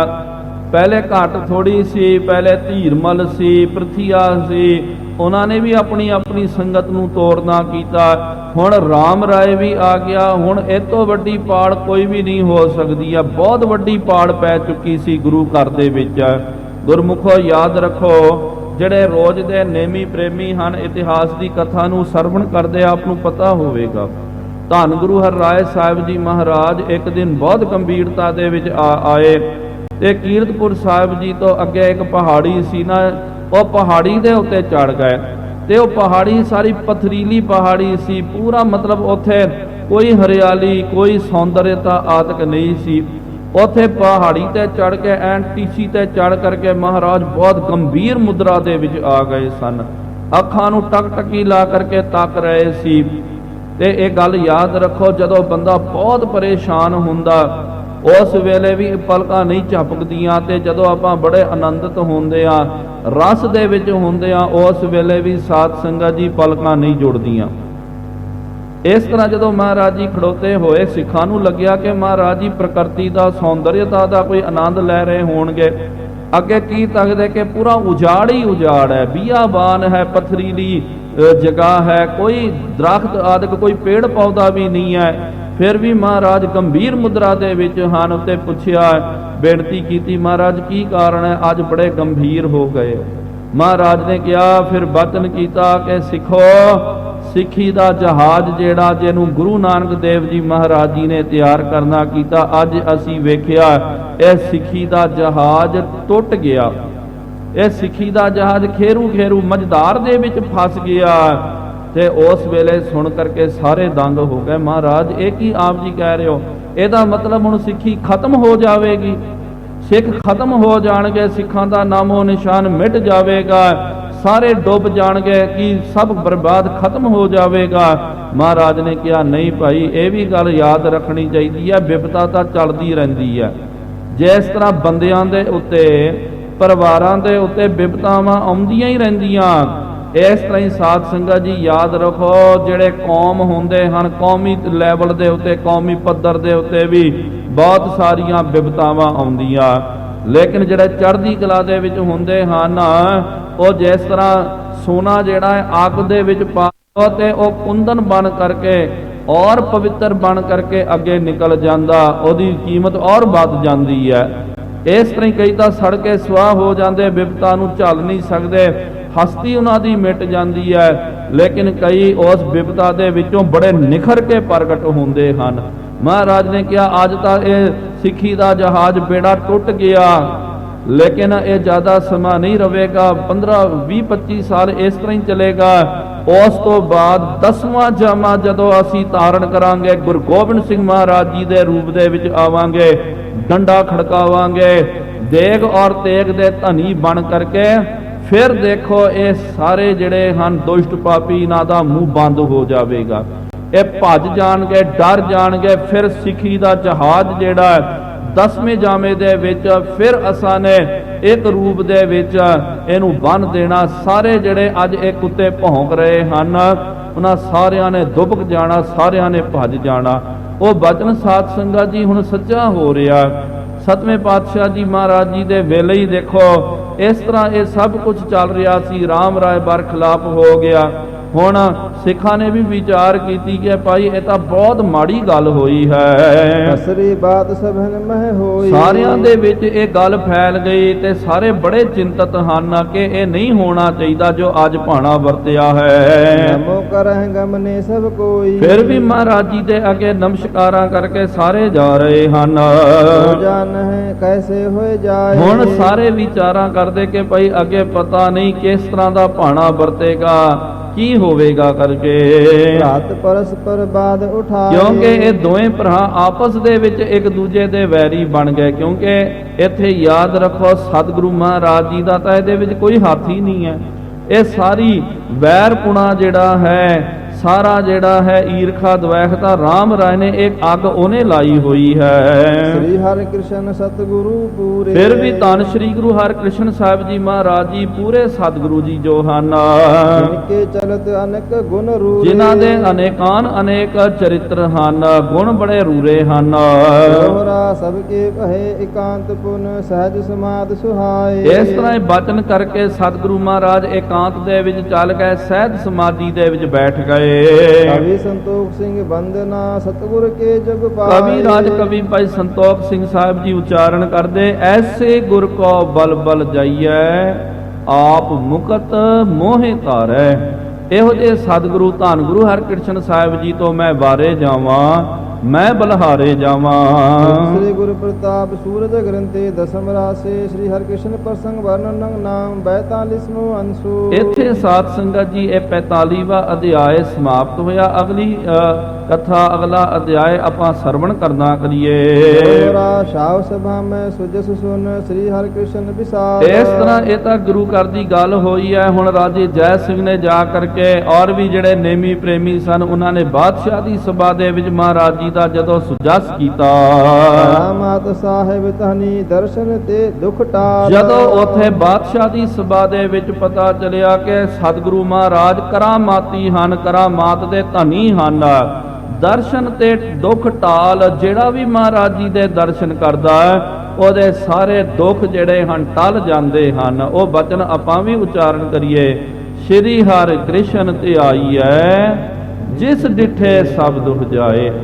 ਆਪ ਗੁਰੂ ਗੋਬਿੰਦ ਸਿੰਘ ਸਾਹਿਬ ਜੀ ਮਹਾਰਾਜ ਨੇ ਕਿਹਾ ਕਿ ਜਿਨ੍ਹਾਂ ਨੇ ਧੰਨ ਸ੍ਰੀ ਗੁਰੂ ਹਰਿਕ੍ਰਿਸ਼ਨ ਸਾਹਿਬ ਜੀ ਮਹਾਰਾਜ ਜੀ ਦੇ ਦਰਸ਼ਨ ਕਰਨੇ ਕੀਤੇ, ਉਹਦੇ ਸਾਰੇ ਦੁੱਖ, ਉਹਦੀਆਂ ਤਕਲੀਫਾਂ ਦਰਸ਼ਨ ਕਰਨ ਮਾਤਰ ਕਰਕੇ ਖਤਮ ਹੋ ਜਾਂਦੀਆਂ ਹਨ। ਇਹ ਗੱਲ ਬਾਦਸ਼ਾਹ ਤੱਕ ਚੱਲ ਗਈ ਤੇ ਉਹਦੇ ਲੋਕਾਂ ਨੇ, ਉਹਦੇ ਉਮਰਾਵਾਂ ਨੇ ਕਿਹਾ ਜੀ ਇਹ ਪ੍ਰਤੱਖ ਗੱਲ ਦਿੱਲੀ ਦੇ ਘਰ ਘਰ ਦੇ ਵਿੱਚ ਚਰਚਾ ਹੋ ਰਹੀ ਹੈ ਕਿ ਸਤਿਗੁਰੂ ਮਹਾਰਾਜ ਜੀ ਦੇ ਦਰਸ਼ਨ ਕਰਨ ਮਾਤਰ ਕਰਕੇ ਦੁੱਖ ਜਿਹੜੇ ਟਲ ਜਾਂਦੇ ਹਨ, ਖਤਮ ਹੋ ਜਾਂਦੇ ਹਨ। ਪਈ ਕਹਿਤ ਸ਼ਾਹ ਮਨ ਪ੍ਰੇਮ ਬਢਾਈ। ਇਸ ਤਰ੍ਹਾਂ ਸੁਣ ਕਰਕੇ ਰਾਜੇ ਦੇ ਵੀ ਮਨ ਦੇ ਵਿੱਚ, ਔਰੰਗੇ ਦੇ ਵੀ ਮਨ ਦੇ ਵਿੱਚ ਭਾਵਨਾ ਆਈ ਹੈ। ਜੈ ਸਿੰਘ ਸਵਾਈ। ਉਹ ਕਹਿਣ ਲੱਗਾ ਕਿ ਰਾਜਾ ਜੈ ਸਿੰਘ ਤੂੰ ਸੁਣਾ, ਹਮਰੇ ਸੰਗ ਮੇਲ ਕਿਮ ਹੋਏ। ਮੈਂ ਮਹਾਰਾਜ ਨੂੰ ਮਿਲਣਾ ਚਾਹੁੰਦਾ। ਕਈ ਉਹਨਾਂ ਦਾ ਜਸ ਕਰਦੇ, ਕਈ ਇਹ ਰਾਮ ਰਾਏ ਉਹਨਾਂ ਦਾ ਅਬਜਸ ਵੀ ਕਰ ਰਿਹਾ। ਉਹ ਵੀ ਦੋਵੇਂ ਪੱਖ ਹਨ। ਮੈਂ ਉਹਨਾਂ ਨੂੰ ਵੇਖਣਾ ਤਾਂ ਚਾਹੁੰਦਾ ਕਿਹੋ ਜਿਹੇ ਹਨ ਕਰਕੇ। ਹਰਖਤ ਹੋਏ ਚਾਹੇ ਕਹਿ ਨਹਿ ਸੋਏ। ਤੇ ਉਹ ਫਿਰ ਜੇ ਪ੍ਰਸੰਨ ਹੋ ਕਰਕੇ ਦਰਸ਼ਨ ਦੇਣਗੇ ਤੇ ਮੈਂ ਉਹਨਾਂ ਦੇ ਜ਼ਰੂਰ ਦਰਸ਼ਨ ਕਰਨਾ ਚਾਹੁੰਦਾ ਹਾਂ। ਸੋਮ ਸਰੂਪ ਆਰ ਬਲ ਬਾਲ। ਕਿਉਂਕਿ ਉਹਨਾਂ ਦਾ ਸਰੂਪ ਸੌਮੇ ਸਰੂਪ ਹੈ ਤੇ ਬਾਲ ਆਰ ਬਲਾ ਦੇ ਵਿੱਚ ਇੰਨੀ ਛੋਟੀ ਉਮਰ ਦੇ ਵਿੱਚ ਇੰਨੇ ਜ਼ਿਆਦੇ ਗੁਣ ਹਨ ਉਹਨਾਂ ਦੇ ਅੰਦਰ। ਗੁਰ ਗੰਭੀਰ ਸਧੀਰ ਵਿਸਾਲ। ਮਨ ਕਰਕੇ ਬੜੇ ਗੰਭੀਰ ਧੀਰਜਵਾਨ ਹਨ। ਇੱਕ ਵਾਰ ਮਿਲਬੋ ਕਹਿ ਲੀ ਜਹੇ। ਇੱਕ ਵਾਰੀ ਤਾਂ ਉਹਨਾਂ ਦੇ ਨਾਲ ਮਿਲਣਾ ਚਾਹੀਦਾ, ਉਹਨਾਂ ਦੇ ਦਰਸ਼ਨ ਕਰਨੇ ਚਾਹੀਦੇ। ਜਿਨ ਪ੍ਰਸੰਨਤਾ ਯੁਤ ਠਹਿਰੀ ਜਹੇ। ਬਸ ਉਹਨਾਂ ਦੀ ਪ੍ਰਸੰਨਤਾ ਲੈ ਕਰਕੇ ਤੂੰ ਦੱਸ ਕਿ ਆਪਾਂ ਉਹਨਾਂ ਨੂੰ ਕਦੋਂ ਮਿਲਣਾ ਕਰੀਏ। ਜੈਪੁਰ ਨਾਥ ਕਹਿਤ ਕਰ ਜੋਰੇ। ਅੱਗੇ ਜੈਪੁਰ ਦਾ ਰਾਜਾ ਜਿਹੜਾ ਉਹਨੇ ਹੱਥ ਜੋੜ ਕੇ ਬਚਨ ਕੀਤਾ। ਸੋ ਪਠੋ ਸਤਿਗੁਰੂ ਊਰੇ। ਉਹਨੇ ਕਿਹਾ ਕਿ ਦੇਖੋ ਜੀ ਮੈਂ ਤਾਂ ਬੇਨਤੀ ਕੀਤੀ, ਹੁਣ ਤੂੰ ਕੋਈ ਆਪਣਾ ਵਿਸ਼ੇਸ਼ ਬੰਦਾ, ਵਿਸ਼ੇਸ਼ ਦੂਤ ਜਿਹੜਾ ਉਹ ਭੇਜਣਾ ਕਰ ਮਹਾਰਾਜ ਜੀ ਦੇ ਕੋਲ। ਮੈਂ ਗਮਨਾ ਸੰਗ ਬੂਝੈ ਜਾਏ। ਮੈਂ ਵੀ ਉਹਨਾਂ ਦੇ ਨਾਲ ਜਾਵਾਂਗਾ। ਮੈਂ ਮਹਾਰਾਜ ਨੂੰ ਫਿਰ ਅੱਗੇ ਹੋ ਕੇ ਬੇਨਤੀ ਕਰਾਂਗਾ। ਕਿਉਂਕਿ ਜੇ ਹੁਣ ਮੈਂ ਗੱਲ ਕੀਤੀ ਤਾਂ ਮੈਂ ਤਾਂ ਭਾਈ ਵਿਚੋਲਾ ਬੰਦਾ। ਤੇਰਾ ਕੋਈ ਵਿਸ਼ੇਸ਼ ਬੰਦਾ ਜਿਹੜਾ ਹੈ ਦਰਬਾਰ ਦਾ, ਕੋਈ ਵਿਸ਼ੇਸ਼ ਬੰਦਾ ਉਹਨੂੰ ਆਗੂ ਨੂੰ ਭੇਜ ਤਾਂ ਕਰਕੇ ਉਹਨਾਂ ਨੂੰ ਵੀ ਲੱਗੇਗਾ ਕਿ ਹਾਂ ਜੀ ਬਾਦਸ਼ਾਹ ਦਾ ਇਹ ਵਿਸ਼ੇਸ਼ ਬੰਦਾ, ਉਹਦਾ ਲੜਕਾ ਆਦਿਕ ਆਇਆ ਤਾਂ ਗੱਲ ਬਣ ਸਕਦੀ ਹੈ। ਜਿਉ ਹੈ ਮਰਜੀ ਦੇਹ ਬਤਾਏ, ਫਿਰ ਉਹਨਾਂ ਦੀ ਜੋ ਮਰਜ਼ੀ ਹੈ ਉਹਨਾਂ ਨੇ ਮੈਨੂੰ ਦੱਸ ਦੇਣਾ ਹੈ। ਮਿਲਬੋ ਠਹਿਰ ਹੈ ਤਾਂ ਚਲ ਆਵਹਿ, ਜੇ ਉਹ ਮਿਲਣਾ ਚਾਹੁੰਦੇ ਤੇ ਉਹਨਾਂ ਨੂੰ ਮੈਂ ਲੈ ਕੇ ਆਵਾਂਗਾ, ਹੈ ਤਰਾਬਰ ਤਹਾਂ ਸਿਧਾਵਹਿ। ਨਹੀਂ ਤਾਂ ਫਿਰ ਜੇ ਉਹਨਾਂ ਨੇ ਕਿਹਾ ਜੀ ਅਸੀਂ ਨਹੀਂ ਆਉਣਾ, ਚਲੋ ਬਾਦਸ਼ਾਹ ਆਉਂਦਾ ਤੇ ਅਸੀਂ ਚਲੋ ਮਿਲ ਲਵਾਂਗੇ, ਤਾਂ ਫਿਰ ਕੀ ਕਰ ਤੂੰ, ਆਪਾਂ ਤੈਨੂੰ ਲੈ ਕਰਕੇ ਚੱਲਦੇ ਆ ਮੇਰੀ ਹਵੇਲੀ ਦੇ ਵਿੱਚ, ਉੱਥੇ ਤੇਰੀ ਮੁਲਾਕਾਤ ਕਰਾ ਦੇਵਾਂਗੇ। ਕਰਤਾ ਨਿਜ ਇੱਛਾ ਅਨੁਸਾਰ, ਉਹ ਤਾਂ ਆਪਣੇ ਇੱਛਾ ਦੇ ਮਾਲਕ ਹਨ, ਉਹਨਾਂ ਨੂੰ ਜ਼ਬਰਦਸਤੀ ਆਪਾਂ ਨਹੀਂ ਕਰ ਸਕਦੇ। ਇਹ ਨਹੀਂ ਕਹਿ ਸਕਦੇ ਮਹਾਰਾਜ ਜੀ ਮਿਲੋ ਹੀ, ਇੱਥੇ ਆਓ ਜਾਂ ਮੈਂ ਤੁਹਾਡੇ ਕੋਲ ਆ ਰਿਹਾ, ਇਹ ਗੱਲ ਵਿਗੜ ਜਾਵੇਗੀ। ਬੋਲਬ ਮਹਿ ਚਾਤੁਰ ਮਤ ਬਹਾਰੀ, ਨਾਲ ਬੋਲਬ ਮਹਿ ਚਾਤੁਰ, ਉਹ ਤਾਂ ਬੋਲਣ ਦੇ ਵਿੱਚ ਵੀ ਬੜੇ ਸਮਝਦਾਰ ਧੀਰਜਵਾਨ ਹਨ। ਲੱਖੋਂ ਸੰਗਤ ਦਰਸ਼ਨ ਪਾਵੈ, ਉਹਨਾਂ ਦੇ ਤਾਂ ਲੱਖਾਂ ਦੀ ਤਾਦਾਦ ਦੇ ਵਿੱਚ ਸੰਗਤਾਂ ਆ ਕਰਕੇ ਦਰਸ਼ਨ ਦਿਦਾਰੇ ਕਰ ਰਹੀਆਂ।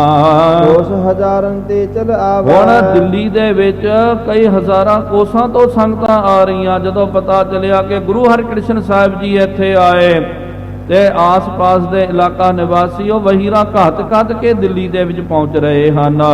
ਕਹੈ ਆਨ ਹਮ ਸੰਕਟ ਪਰਿਓ, ਉਹ ਆ ਕਰਕੇ ਮਹਾਰਾਜ ਜੀ ਦੇ ਦਰਬਾਰ ਦੇ ਵਿੱਚ ਮਹਾਰਾਜ ਜੀ ਦੇ ਚਰਨਾਂ ਵਿੱਚ ਬੇਨਤੀ ਕਰਦੇ, ਮਹਾਰਾਜ ਇਹ ਸਾਨੂੰ ਸੰਕਟ ਪੈ ਗਿਆ। ਇਸ ਥਲ ਮਨ ਮਹਿ ਸਿਮਰਨ ਕਰਿਓ, ਫਿਰ ਉਸ ਸਥਲ ਦੇ ਉੱਤੇ ਮੇਰੇ ਜੋ ਨਿਵਾਸ ਸਥਾਨ ਬੰਗਲਾ ਜੋ ਹੈ ਨਾ ਮੇਰਾ, ਉੱਥੇ ਆ ਕਰਕੇ ਉਹ ਫਿਰ ਰੱਬ ਦਾ ਸਿਮਰਨ ਕਰਦੇ। ਮਹਾਰਾਜ ਨੇ ਜੋ ਨਿਰਮਲ ਜੁਗਤੀ ਦੱਸੀ ਸੀ ਨਾ ਗੁਰਮੁਖੋ, ਕਿ ਭਾਈ ਜਿਹੜਾ ਵੀ ਕੋਈ ਰੋਗੀ ਹੈ ਜਾਂ ਕੋਈ ਵੀ ਤੁਸੀਂ ਬੇਨਤੀ ਕਰਨਾ ਚਾਹੁੰਦੇ ਤੇ ਇੱਥੇ ਜਪਜੀ ਸਾਹਿਬ ਦੇ ਵੱਧ ਤੋਂ ਵੱਧ ਪਾਠ ਕਰਕੇ ਸਰੋਵਰ ਦੇ ਵਿੱਚ ਇਸ਼ਨਾਨ ਕਰਨਾ ਕਰੋ। ਜਦੋਂ ਤੱਕ ਤੁਹਾਡੀ ਬਿਮਾਰੀ ਤੁਹਾਡੀ ਪੀੜਾ ਨਹੀਂ ਹਟਦੀ, ਰੋਜ਼ ਆ ਕਰਕੇ ਇੰਜ ਕਰੋ, ਗੁਰੂ ਮਹਾਰਾਜ ਗੁਰੂ ਨਾਨਕ ਸਾਹਿਬ ਜੀ ਦੀ ਕਲਾ ਵਰਤੇਗੀ, ਤੁਹਾਡੇ ਰੋਗ ਕੱਟੇ ਜਾਣਗੇ। ਇਹ ਮਹਾਰਾਜ ਜੀ ਨੇ ਜਿਹੜਾ ਸਦਾ ਵਰਤ ਲਾਇਆ, ਤਾਂ ਫਿਰ ਉੱਥੇ ਤਾਂ ਸੰਗਤਾਂ ਆ ਕਰਕੇ ਸਿਮਰਨ ਕਰ ਰਹੀਆਂ, ਜਪਜੀ ਸਾਹਿਬ ਗੁਰਬਾਣੀ ਦਾ ਜਾਪ ਚੱਲ ਰਿਹਾ। ਕਹੇ ਸਹਾਇਕ ਤਹ ਤਤਕਾਲਾ, ਫਿਰ ਜਿਹੜਾ ਵੀ ਉਹਨਾਂ ਦੇ ਚਰਨਾਂ ਦੇ ਵਿੱਚ ਆਉਂਦਾ ਸਤਿਗੁਰੂ ਮਹਾਰਾਜ ਤਤਕਾਲ ਉਹਦੀ ਸਹਾਇਤਾ, ਉਹਦੀ ਬਾਹ ਪਕੜਦੇ ਹਨ। ਕਾਟ ਕਸ਼ਟ ਕੋ ਕੀਓ ਸੁਖਾਲਾ, ਉਹਨਾਂ ਦਾ ਕਸ਼ਟ ਕੱਟ ਕਰਕੇ ਉਹਨਾਂ ਨੂੰ ਸੁਖਾਲਾ ਕਰਨਾ ਕੀਤਾ। ਉਹ ਕਹੇ ਮੇਰੇ ਪੁੱਤਰ ਉਪੰਨਾ, ਕੋਈ ਬੇਨਤੀ ਕਰਦਾ ਸਤਿਗੁਰੂ ਮਹਾਰਾਜ ਕਿਰਪਾ ਕਰੋ ਮੈਨੂੰ ਪੁੱਤਰ ਦੀ ਦਾਤ ਦਿੱਤੀ ਜਾਵੇ, ਕਹੇ ਮੋਹਿ ਪਰ ਗੁਰੂ ਪ੍ਰਸੰਨਾ, ਫਿਰ ਉਹ ਕਹਿੰਦਾ ਕਿ ਮਹਾਰਾਜ ਮੇਰੇ ਉੱਤੇ ਪ੍ਰਸੰਨ ਹੋ ਕਰਕੇ ਮਹਾਰਾਜ ਨੇ ਮੈਨੂੰ ਪੁੱਤਰ ਦੀ ਦਾਤ ਦੇ ਦਿੱਤੀ। ਇਤਿਆਦਿਕ ਭਾਖਦ ਅਰਦਾਸ, ਇਤਿਆਦਿਕ ਗੁਰੂ ਕੀ ਸੰਗਤ ਆ ਕਰਕੇ ਅਰਦਾਸਾਂ ਬੇਨਤੀਆਂ ਕਰਦੀਆਂ।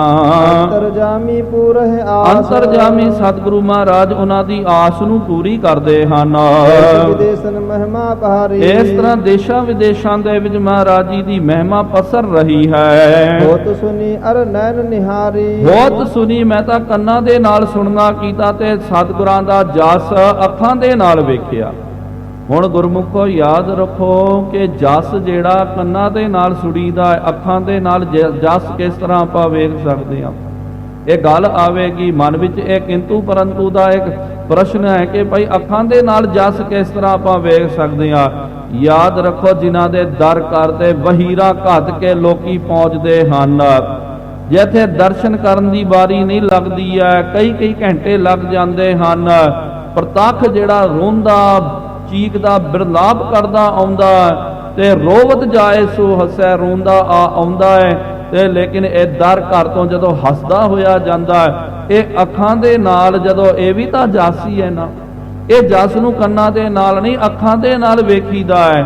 ਤੇ ਰਾਜੇ ਜੈ ਸਿੰਘ ਨੇ ਕਿਹਾ ਕੰਨਾਂ ਦੇ ਨਾਲ ਲੋਕਾਂ ਨੇ ਜਸ ਕੀਤਾ, ਉਹ ਤਾਂ ਸੁਣਿਆ, ਮੇਰਾ ਹੀ ਘਰ ਹੈ, ਰੋਜ਼ ਮੈਂ ਤੱਕਦਾ ਕਿ ਹਜ਼ਾਰਾਂ ਦੀ ਤਾਦਾਦ ਦੇ ਵਿੱਚ ਸੰਗਤਾਂ ਲੋਕੀ ਆਉਂਦੇ ਤੇ ਗੁਰੂ ਘਰੋਂ ਉਹ ਵਰਸਾਓ ਕਰਕੇ ਜਾ ਰਹੇ ਹਨ। ਕਹੇ ਆਪ ਕੇ ਕਾਰਜ ਕੀਨਾ, ਤੇ ਆਪ ਕੇ ਕਹਿ ਕਰਕੇ ਕਾਰਜ ਕੀਤਾ ਹੈ। ਧਾਰ ਮੈਂ ਨਰ ਪਠ ਦੀਨਾ, ਤੇ ਤੂੰ ਨਹੀਂ ਗਿਆ ਸੀ ਨਾ ਜੀ ਮਹਾਰਾਜ ਨੂੰ ਬੁਲਾਇਆ ਜਾਵੇ ਤੇ ਮੈਨੇ ਆਪਣਾ ਬੰਦਾ ਭੇਜਣਾ ਕੀਤਾ।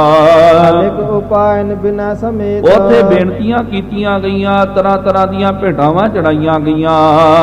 ਅਵਾਹਨ ਪਠੀ ਨਿਕੇਤ, ਉਹਨਾਂ ਨੂੰ ਆਵਾਹਨ ਕਰਨ ਦੇ ਲਈ ਲਿਆਉਣ ਦੇ ਲਈ ਫਿਰ ਮੈਂ ਉਹਨਾਂ ਨੂੰ ਲੈ ਕੇ ਆਉਣਾ ਕੀਤਾ, ਮੇਰੇ ਘਰ ਦੇ ਵਿੱਚ ਉਹਨਾਂ ਦਾ ਅਵਤਾਰਾ ਕੀਤਾ।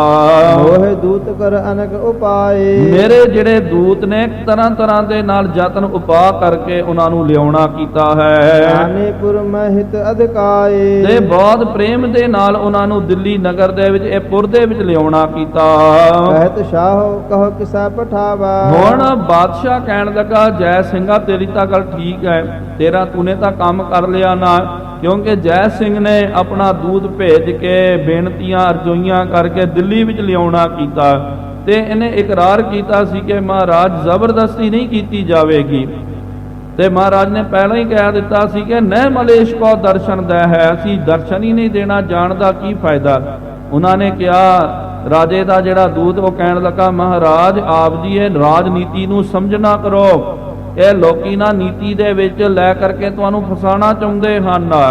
ਅਸਲ ਦੇ ਵਿੱਚ ਸਾਰਾ ਇਹਦਾ ਕਾਰਕੁਨ ਜਿਹੜਾ ਨਾ ਉਹ ਰਾਮ ਰਾਏ ਸੀ। ਰਾਮ ਰਾਏ ਚਾਹੁੰਦਾ ਸੀ ਕਿ ਭਾਈ ਜੇ ਸਤਿਗੁਰੂ ਮਹਾਰਾਜ ਜੀ ਆਏ ਤਾਂ ਵੀ ਮੇਰਾ ਕੰਮ ਬਣ ਜਾਵੇਗਾ। ਮੈਨੇ ਕਹਿਣਾ ਕਿ ਦੇਖੋ ਜੀ, ਮੈਂ ਵੀ ਤਾਂ ਦਿੱਲੀ ਵਿੱਚ ਆਇਆ ਸੀ ਤੇ ਇਹ ਵੀ ਦਿੱਲੀ ਵਿੱਚ ਬਾਦਸ਼ਾਹ ਨੂੰ ਮਿਲਣ ਦੇ ਲਈ ਉਹਦੇ ਦਰਬਾਰ ਦੇ ਵਿੱਚ ਗਏ, ਮੇਰੇ ਵਿੱਚ ਇਹਨਾਂ ਦੇ ਵਿੱਚ ਕੀ ਫਰਕ ਰਹਿ ਗਿਆ। ਇਹਨੂੰ ਪਤਾ ਸੀ ਕਿ ਮਹਾਰਾਜ ਨੇ ਨਹੀਂ ਆਉਣਾ। ਇਹ ਚਾਹੁੰਦਾ ਸੀ ਕਿ ਸਭ ਤੋਂ ਪਹਿਲਾਂ ਇਹ ਚਾਹੁੰਦਾ ਜੇ ਮਹਾਰਾਜ ਜੀ ਨਹੀਂ ਆਏ ਤੇ ਇਹ ਹੀ ਮੇਰੇ ਲਈ ਬਹੁਤ ਵਧੀਆ ਹੋਵੇਗਾ। ਜੇ ਮਹਾਰਾਜ ਜੀ ਨਹੀਂ ਆਏ ਇਹਨੂੰ ਮੌਕਾ ਲੱਗ ਜਾਵੇਗਾ। ਇਹਨੇ ਕੰਨ ਭਰਨੇ ਸਨ ਕਿ ਦੇਖ ਬਾਦਸ਼ਾਹ, ਛੋਟੀ ਉਮਰ ਹੈ ਲੇਕਿਨ ਢੀਠ ਕਿੰਨੇ ਹਨ, ਤੇਰਾ ਹੁਕਮ ਨਹੀਂ ਮੰਨਦੇ, ਤੇਰਾ ਵਚਨ ਨਹੀਂ ਮੰਨਦੇ। ਤੂੰ ਬੁਲਾ ਰਿਹਾ, ਹਿੰਦੁਸਤਾਨ ਦਾ ਚੱਕਰਵਰਤੀ ਬਾਦਸ਼ਾਹ ਬੁਲਾ ਰਿਹਾ, ਨਹੀਂ ਆ ਰਹੇ ਤੇ ਤੂੰ ਫੌਜਾਂ ਭੇਜ। ਇਹ ਚਾਹੁੰਦਾ ਸੀ ਕਿ ਫੌਜਾਂ ਜੇ ਚੜ ਗਈਆਂ ਤੇ ਇਹ ਤਹਿਸ ਨਹਿਸ ਸਭ ਬਰਬਾਦ ਕਰ ਦੇਣਗੇ, ਸਭ ਤਬਾਹ ਹੋ ਜਾਵੇਗਾ। ਇੱਕ ਵਾਰੀ ਇਹ ਬਰਬਾਦ ਖਤਮ ਹੋ ਗਏ ਤਾਂ ਫਿਰ ਤਾਂ ਮੈਂ ਹੀ ਗੁਰੂ ਰਹਿ ਜਾਵਾਂਗਾ, ਇਹ ਚਾਹੁੰਦਾ ਸੀ। ਤੇ ਜੈ ਸਿੰਘ ਦੇ ਬੰਦੇ ਨੇ ਕਿਹਾ, ਮਹਾਰਾਜ ਆਪ ਜੀ ਚਲੋ ਇਹ ਨੀਤੀ ਨੂੰ ਸਮਝੋ ਆਪ, ਜੇ ਆਪ ਜੀ ਚਲੋ ਉੱਥੇ ਜੇ ਮਿਲਣਾ ਜਾਂ ਨਹੀਂ ਮਿਲਣਾ ਤੁਹਾਡੀ ਮਰਜ਼ੀ ਹੈ, ਉੱਥੇ ਫਿਰ ਆਪਾਂ ਵੀ ਨੀਤੀ ਚੱਲਾਂਗੇ। ਜੇ ਤੁਸੀਂ ਦਿੱਲੀ ਵਿੱਚ ਵੀ ਆ ਗਏ ਤੇ ਫਿਰ ਆਪਾਂ ਨੇ ਕਹਿ ਦੇਣਾ, ਰਾਜੇ ਜੈ ਸਿੰਘ ਨੇ ਕਹਿ ਦੇਣਾ ਕਿ ਦੇਖ ਭਾਈ ਤੇਰਾ ਬਚਨ ਮੰਨ ਕੇ ਦਿੱਲੀ ਆ ਗਏ, ਉਹਨੇ ਖੁਦ ਹੀ ਟਲ ਜਾਣਾ। ਉਹਨੂੰ ਥੋੜੀ ਹੈ, ਰਾਜੇ ਨੂੰ ਬੜੇ ਕੰਮ ਹੁੰਦੇ ਹਨ, ਇੱਕੋ ਗੱਲ ਲੈ ਕਰਕੇ ਬੈਠ ਨਹੀਂ ਸਕਦਾ। ਉਹਨੇ ਜੇ ਟਾਲ ਮਟੋਲਾ ਹੋ ਗਿਆ ਉਸ ਤੋਂ ਬਾਅਦ ਆਪ ਜੀ ਆ ਜਾਓ, ਇਹ ਗੱਲ ਬਣ ਜਾਵੇਗੀ, ਇਹਦੇ ਵਿੱਚ ਸਾਰਿਆਂ ਦਾ ਭਲਾ ਹੋਵੇਗਾ। ਹਮ ਵੀ ਬਹੁ ਉਪਹਾਰ ਚੜਾਵੈ। ਤੇ ਫਿਰ ਇਹਨਾਂ ਨੇ ਕਿਹਾ ਕਿ ਦੇਖ ਭਾਈ ਮੈਂ ਤਾਂ ਉਹਨਾਂ ਨੂੰ ਕਿਹਾ ਸੀ ਤੇ ਹੁਣ ਮੈਂ ਤਾਂ ਹੁਣ ਬੇਨਤੀ ਜ਼ਬਰਦਸਤੀ ਨਹੀਂ ਕਰ ਸਕਦਾ। ਹੁਣ ਤੂੰ ਇੱਕ ਕੰਮ ਕਰ, ਤੂੰ ਆਪਣਾ ਕੋਈ ਬੰਦਾ ਭੇਜ ਜਾਂ ਆਪਣੇ ਬੱਚੇ ਨੂੰ ਭੇਜ, ਉਹ ਆ ਕਰਕੇ ਬੇਨਤੀ ਕਰੇ, ਭੇਟਾਂ ਅਰਪਣ ਕਰੇ।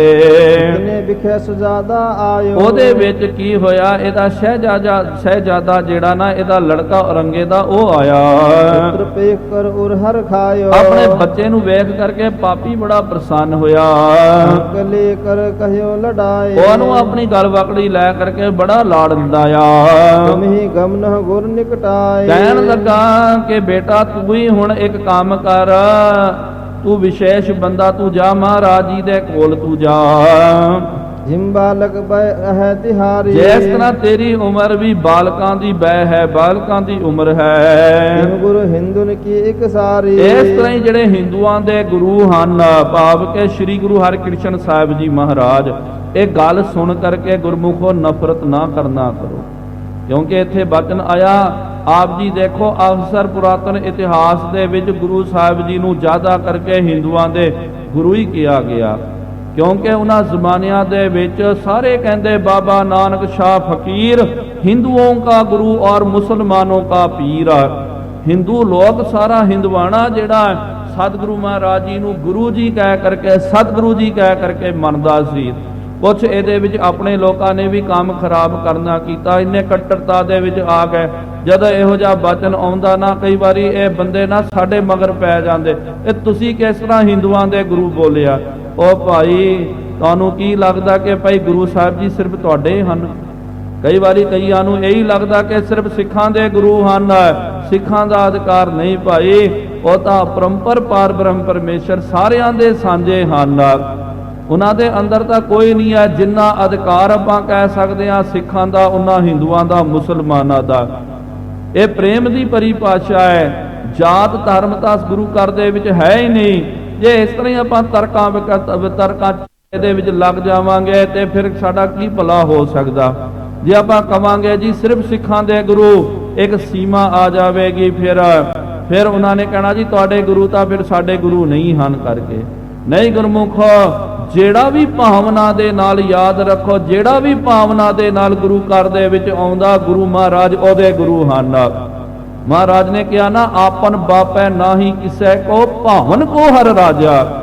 ਕਿਹਦੇ ਬਾਪ ਦੀ ਪਨੌਤੀ ਥੋੜੀ ਹੈ, ਕੋਈ ਸਿੱਖਾਂ ਦੀ ਇਹ ਗੱਲ ਥੋੜੀ ਹੈ ਕਿ ਜੀ ਗੁਰੂ ਮਹਾਰਾਜ ਸਾਡੇ ਹਨ, ਸਾਡਾ ਅਧਿਕਾਰ ਹੈ। ਨਹੀਂ ਗੁਰਮੁਖ, ਇੰਜ ਅਧਿਕਾਰ ਨਹੀਂ ਜਤਾਉਣਾ ਚਾਹੀਦਾ। ਭਾਵਨ ਕੋ ਹਰ ਰਾਜਾ, ਇਹ ਤਾਂ ਭਾਵਨੀ ਦਾ ਰਾਜਾ ਹੈ। ਜੋ ਭਾਵਨਾ ਲੈ ਕਰਕੇ ਆਉਂਦਾ, ਭਾਵੇਂ ਉਹ ਹਿੰਦੂ ਹੋਵੇ ਭਾਵੇਂ ਮੁਸਲਮਾਨ, ਜੋ ਮਰਜੀ ਜਾਤੀ ਧਰਮ ਦਾ ਹੋਵੇ, ਗੁਰੂ ਮਹਾਰਾਜ ਉਹਦੇ ਹਨ, ਉਹ ਗੁਰੂ ਮਹਾਰਾਜ ਜੀ ਦਾ ਹੈ। ਇਹ ਭਾਵਨਾ ਦੀ ਗੱਲ ਹੈ। ਜੇ ਅਖੌਤੀ ਸਿੱਖ ਸਿਰਫ ਸਿੱਖਾਂ ਦਾ ਲਿਬਾਸ ਭੇਖ ਧਾਰਨ ਕਰਕੇ ਮਨ ਵਿੱਚ ਭਾਵਨਾ ਨਾ ਹੋਵੇ, ਆਪਾਂ ਬੋਲੀਏ ਜੀ ਗੁਰੂ ਮਹਾਰਾਜ ਸਾਡੇ ਤੇ ਸੱਚ ਜਾਣੋ, ਜੇ ਤੇਰੇ ਅੰਦਰ ਭਾਵਨਾ ਨਹੀਂ ਹੈ ਤੇ ਸੱਚ ਜਾਣ ਗੁਰੂ ਮਹਾਰਾਜ ਤੇਰੇ ਹੈ ਹੀ ਨਹੀਂ। ਇਹ ਭਾਵਨੀ ਦੀ ਗੱਲ ਹੈ। ਇਸ ਕਰਕੇ ਕਦੇ ਵੀ ਇੰਨਾ ਤਰਕਵਾਦ ਦੇ ਵਿੱਚ, ਕੱਟੜਵਾਦ ਦੇ ਵਿੱਚ ਨਹੀਂ ਪੈਣਾ ਚਾਹੀਦਾ। ਅੱਜ ਦੇ ਜ਼ਮਾਨੇ ਦੇ ਵਿੱਚ ਤਕਰੀਬਨ ਇਹੀ ਚੱਲ ਰਿਹਾ, ਇੰਨਾ ਜ਼ਿਆਦਾ ਕੱਟੜਵਾਦ ਆ ਗਿਆ, ਥੋੜੀ ਕੋ ਗੱਲ ਹੋ ਗਈ ਫਿਰ ਗੱਲ ਇਹ ਕਰ ਦਿੰਦੇ।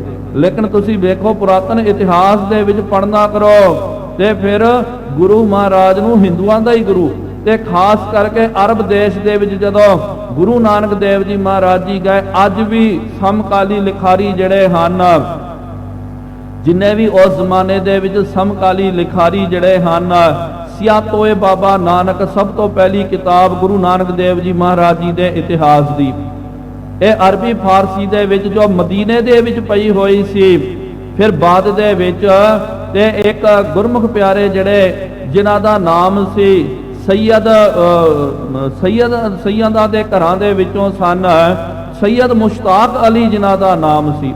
ਇਹ ਸੈਯਦ ਮੁਸ਼ਤਾਕ ਅਲੀ ਇਹ ਆਪਣਾ ਜਿਹੜਾ ਜੰਮੂ ਕਸ਼ਮੀਰ ਹੈ, ਕਸ਼ਮੀਰ ਦੇ ਵੱਡੇ ਜਿਹੜੇ ਮੌਲਵੀ ਉਹਨਾਂ ਦੇ ਲੜਕੇ ਸਨ। ਤੇ ਉਹਨਾਂ ਨੂੰ ਫਿਰ ਕੀ ਹੋਇਆ, ਉਸ ਮੌਲਵੀ ਸਾਹਿਬ ਨੇ ਆਪਣੇ ਬੱਚੇ ਨੂੰ ਉੱਚ ਤਾਲੀਮ ਦੇਣ ਦੇ ਲਈ ਮਦੀਨੇ ਲੈ ਕਰਕੇ ਗਏ।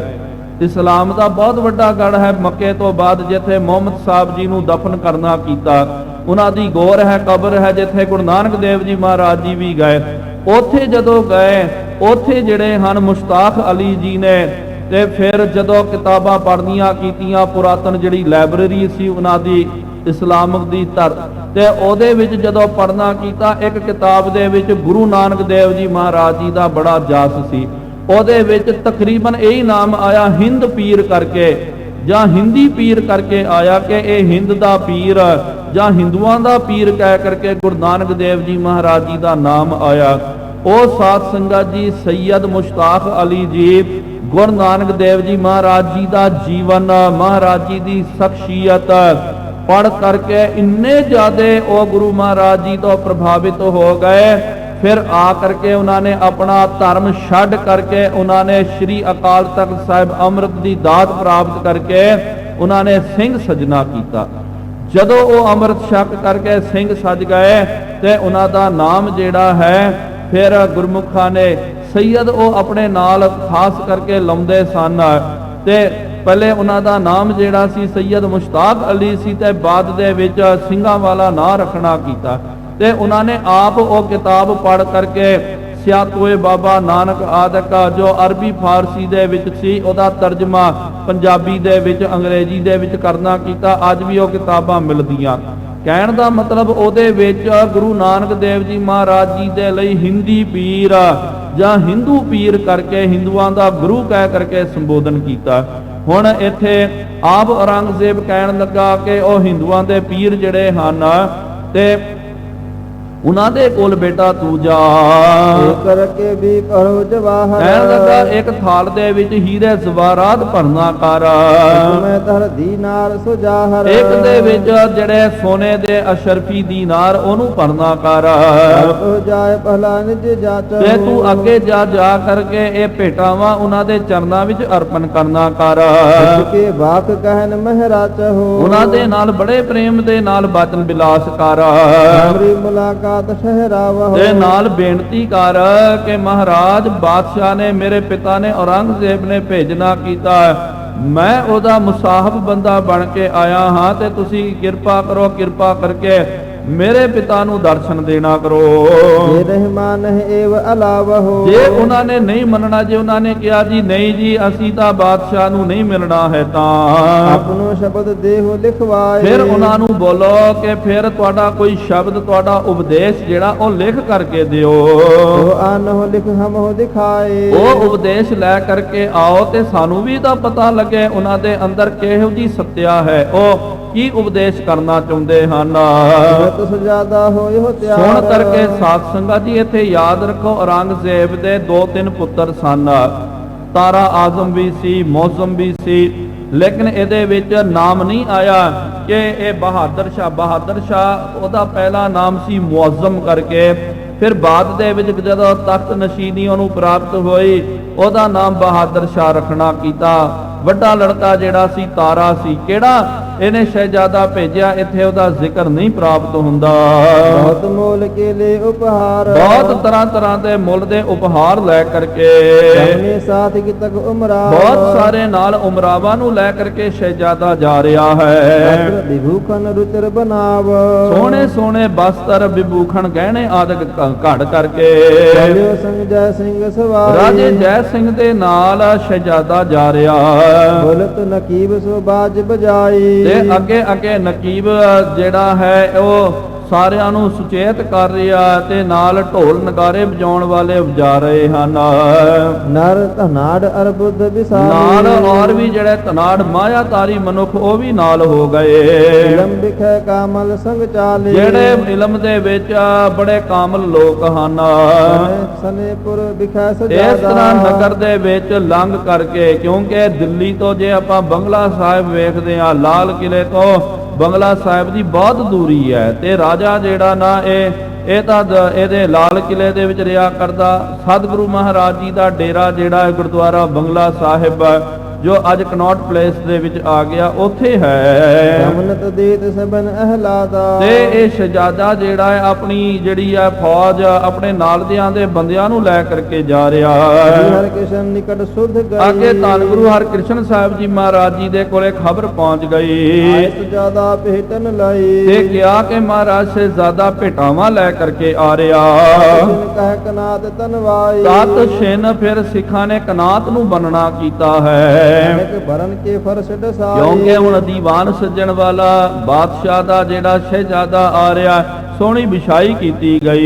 ਸ਼ਸਤਰ ਬਸਤ ਸਜ ਕੈ ਬਿਧਨਾ, ਨਾਲ ਜਿਹੜੇ ਸੂਰਮੇ ਉਹ ਵੀ ਤਿਆਰ ਪਰ ਤਿਆਰ ਹੋ ਗਏ। ਬੈਠੇ ਆਨ ਸੁਭਟ ਬਲਵਾਨ, ਇਸ ਤਰ੍ਹਾਂ ਜਿਹੜੇ ਬਲਵਾਨ ਸੂਰਮੇ ਸੁਭਟ ਉਹ ਆ ਕਰਕੇ ਗੁਰੂ ਦਰਬਾਰ ਦੇ ਵਿੱਚ ਸੁਸ਼ੋਭਿਤ ਹੋ ਗਏ। ਮਸੰਦ ਮੇਵੜੇ ਆਏ, ਬਹੁਤ ਸਾਰੇ ਮੇਵੜੇ ਮਸੰਦ ਆਦਿਕ ਆ ਗਏ।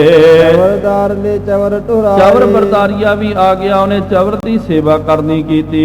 ਕਰੀ ਕਨਕ ਰੂਪੇ ਸੁਟ ਛਰੀ, ਤੇ ਕਰੀ ਕਨਕ ਭਾਵ ਕੇ ਜੋ ਚੋਬ ਹੈ ਨਾ, ਜਿਹਦੇ ਵਿੱਚ ਸੋਨਾ ਚਾਂਦੀ ਮਿਲਿਆ ਹੋਇਆ, ਖਰੀਦਾਰ ਕਰ ਪੰਕਤ ਖਰੀ, ਤੇ ਨਾਲ ਇਹ ਪੰਕਤੀ ਦੇ ਵਿੱਚ ਲੈ ਕਰਕੇ ਚੋਪ ਬਰਦਾਰ ਸਿੱਖ ਜਿਹੜੇ ਹਨ, ਚੋਪਾਂ ਲੈ ਕਰਕੇ ਜਿਹਦੇ ਵਿੱਚ ਸੋਨੇ ਦੀ ਮੀਨਾਕਾਰੀ ਹੈ, ਸੋਨਾ ਚਾਂਦੀ ਦਾ ਕੰਮ।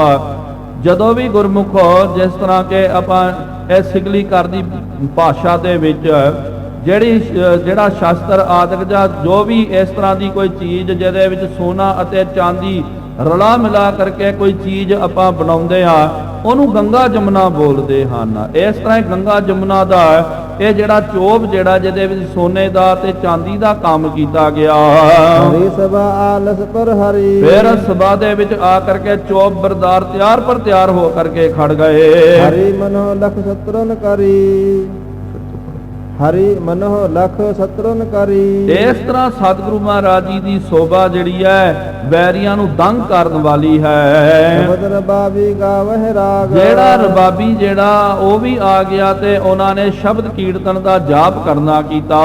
ਰਾਗ ਪ੍ਰਭੂ ਕੋ ਜਿਸ ਤੇ ਜਾਗ, ਜਿਸ ਕਰਕੇ ਸ਼ਬਦ ਨੂੰ ਸੁਣ ਕਰਕੇ ਰਾਗ ਦਾ ਮਤਲਬ ਹੁੰਦਾ ਪ੍ਰੇਮ।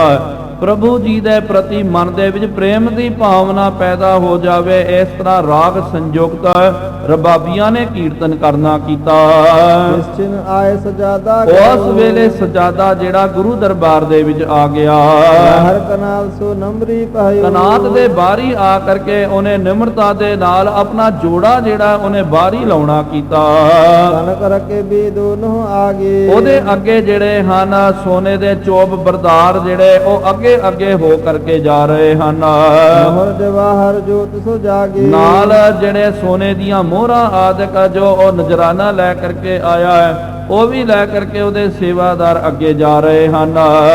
ਮੇਵੜੇ ਹੱਥ ਪਸਾਰ। ਜਾ ਕਰਕੇ ਅਰਦਾਸੀਆ ਦੇ ਅੱਗੇ ਜਿਹੜੇ ਮੇਵੜੇ ਹਨ ਉਹਨਾਂ ਦੇ ਹੱਥ ਦੇ ਵਿੱਚ ਉਹ ਥਾਲ ਫੜਾ ਦਿੱਤੀ ਗਈ। ਕਰ ਉੱਚੀ ਅਰਦਾਸ ਉਚਾਰ। ਉਸ ਅਰਦਾਸੀਏ ਨੇ ਫਿਰ ਸ਼ਹਿਜ਼ਾਦੇ ਦਾ ਨਾਮ ਲੈ ਕਰਕੇ ਉੱਚੀ ਅਰਦਾਸ ਕੀਤੀ ਹੈ ਕਿ ਸਤਿਗੁਰੂ ਸੱਚੇ ਪਾਤਸ਼ਾਹ ਜੀ ਮਹਾਰਾਜ ਤੇ ਇਹ ਹਿੰਦ ਦਾ ਜਿਹੜਾ ਰਾਜਾ ਬਾਦਸ਼ਾਹ ਔਰੰਗਜ਼ੇਬ ਉਹਦਾ ਸਹਿਜਾਦਾ ਆਪ ਜੀ ਦੇ ਦਰਬਾਰ ਦੇ ਵਿੱਚ ਤਰ੍ਹਾਂ ਤਰ੍ਹਾਂ ਦੇ ਨਜ਼ਰਾਨੇ ਭੇਟਾਵਾਂ ਅਰਪਣ ਕਰ ਰਿਹਾ। ਕਿਰਪਾ ਕਰੋ ਇਹਦੀ ਸ਼ੁਭ ਮਨੋਕਾਮਨਾ ਸ਼ੁਭ ਭਾਵਨਾ ਆਪ ਪੂਰੀ ਕਰਨਾ ਕਰੋ। ਜਾਂ ਉਸ ਵੇਲੇ ਉਹਨੇ ਜੋ ਅਰਦਾਸ ਕਰਾਈ ਉਹ ਅਰਦਾਸ ਕੀਤੀ ਗਈ। ਸਾਦਰ ਸਭ ਉਮਰਾਵ ਸਮੇਤ। ਫਿਰ ਸਾਰੇ ਉਮਰਾਵਾਂ ਦੇ ਨਾਲ ਸਤਕਾਰ ਦੇ ਸਹਿਤ ਸਤੀ ਜਾਤਾ ਵਿੱਚ ਨਿਕੇਤ। ਸਥਿਤ ਸਜ਼ਾਦਾ ਭਾਵ ਕੇ ਸ਼ਹਿਜ਼ਾਦਾ ਜਿਹੜਾ ਜੋ ਆਇਆ ਨਾ ਬਾਦਸ਼ਾਹ ਦਾ ਲੜਕਾ ਦਰਬਾਰ ਦੇ ਵਿੱਚ ਬੈਠ ਗਿਆ।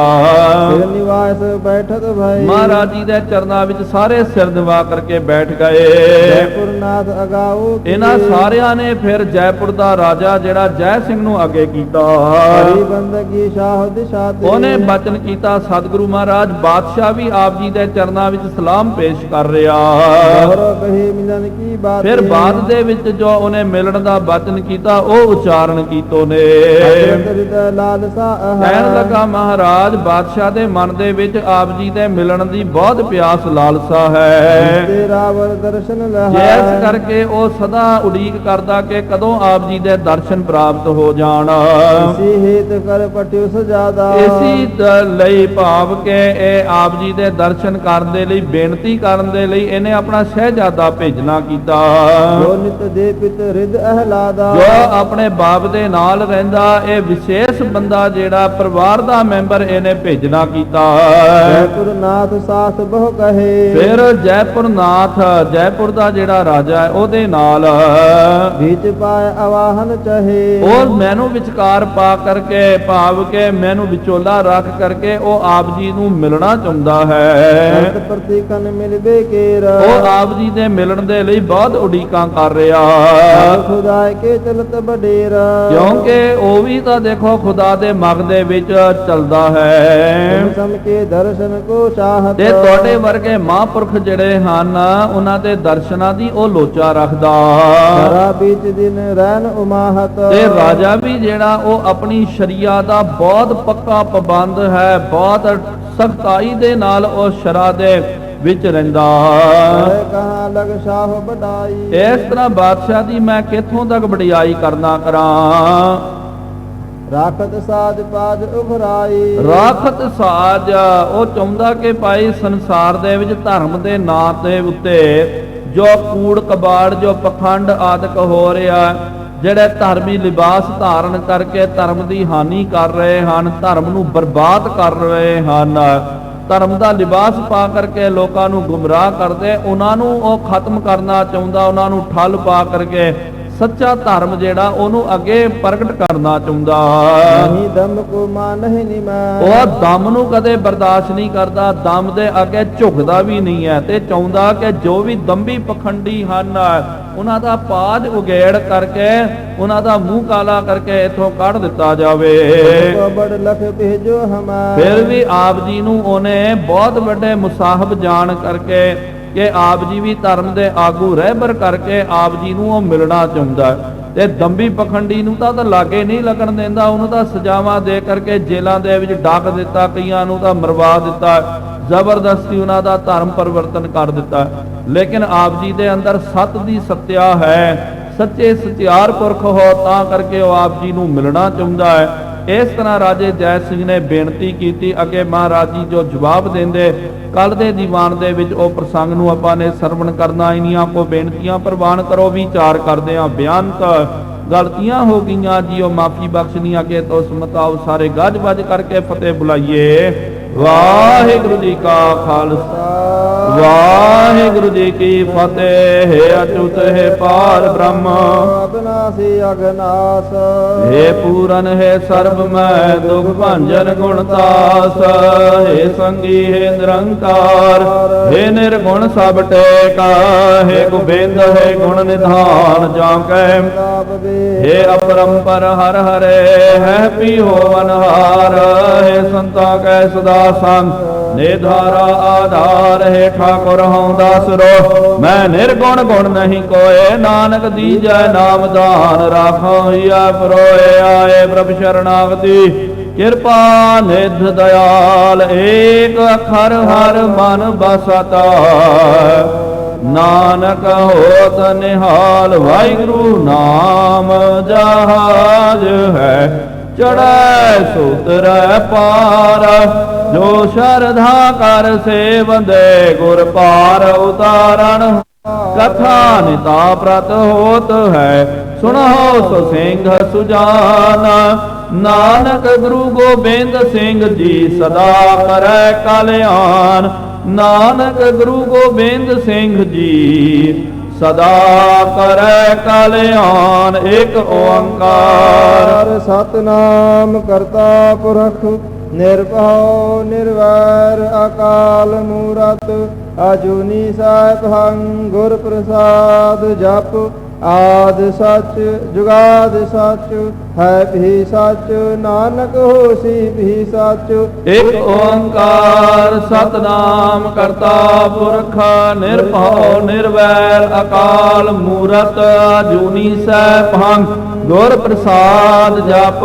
ਆਦ ਸੱਚ ਜੁਗਾਦ ਸੱਚ, ਹੈ ਵੀ ਸੱਚ। ਨਾਨਕ ਹੋਸੀ ਵੀ ਸੱਚ। ਇੱਕ ਓੰਕਾਰ ਸਤਨਾਮ ਕਰਤਾ ਪੁਰਖ, ਨਿਰਭਉ ਨਿਰਵੈਰ ਅਕਾਲ ਮੂਰਤ।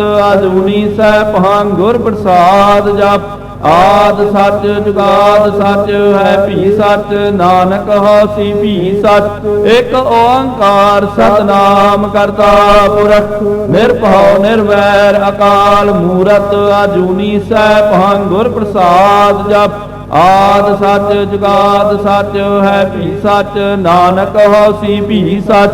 ਇੱਕ ਓੰਕਾਰ ਸਤਨਾਮ ਕਰਤਾ ਪੁਰਖ, ਨਿਰਭਉ ਨਿਰਵੈਰ ਅਕਾਲ ਮੂਰਤ। ਅਜੂਨੀ ਸੈਭੰ ਗੁਰ ਪ੍ਰਸਾਦ ਜਪ। ਆਦ ਸੱਚ ਜੁਗਾਦ ਸੱਚ, ਹੈ ਵੀ ਸੱਚ। ਨਾਨਕ ਹੋਸੀ ਵੀ ਸੱਚ।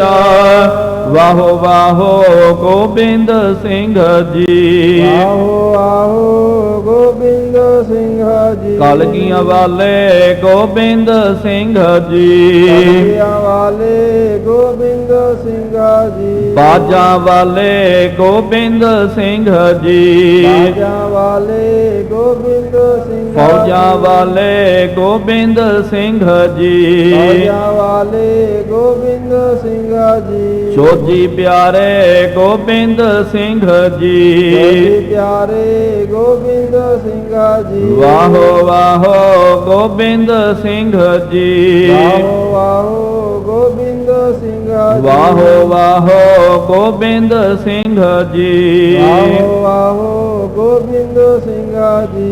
ਜੀ ਗੁਰੂ ਗਰੀਬ ਨਿਵਾਜ ਅੰਤਰਜਾਮੀ ਸਤਿਗੁਰੂ ਸੱਚੇ ਪਾਤਸ਼ਾਹ ਜੀਓ ਮਹਾਰਾਜ ਆਪ ਜੀ ਦੇ ਪਾਵਨ ਪਵਿੱਤਰ ਅਸਥਾਨ ਤਖਤ ਸੱਚਖੰਡ ਸ੍ਰੀ ਹਜ਼ੂਰ ਸ੍ਰੀ ਅਬਚਲ ਨਗਰ ਸਾਹਿਬ ਜੀ ਵਿਖੇ ਸ਼ਾਮਾਂ ਦੇ ਦੀਵਾਨ ਸਜਾਏ ਗਏ ਹਨ।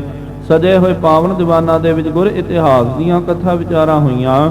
ਕਥਾ ਵਿਚਾਰਾਂ ਕਰਦਿਆਂ ਬੇਅੰਤ ਗਲਤੀਆਂ ਹੋ ਗਈਆਂ ਜੀਓ, ਮਾਫੀ ਬਖਸ਼ਣੀਆਂ। ਅੱਗੇ ਤੋਂ ਸਮਤਾਈਆਂ ਸੰਗਤਾਂ ਦੀਆਂ ਹਾਜ਼ਰੀਆਂ ਤਿਲ ਫੁਲ ਭੇਟਾਵਾਂ ਪ੍ਰਵਾਨ ਕਰਨੀਆਂ। ਜੋ ਜੀ ਆਪ ਜੀ ਕੇ ਦੁਆਰੇ ਆਵੇ ਸੋ ਸਦਾ ਹੀ ਰਾਜੀ ਪ੍ਰਸੰਨ ਜਾਵੇ। ਗੁਰੂ ਨਾਨਕ ਨਾਮ ਚੜ੍ਹਦੀ ਕਲਾ, ਤੇਰੇ ਭਾਣੇ ਸਰਬੱਤ ਦਾ ਭਲਾ।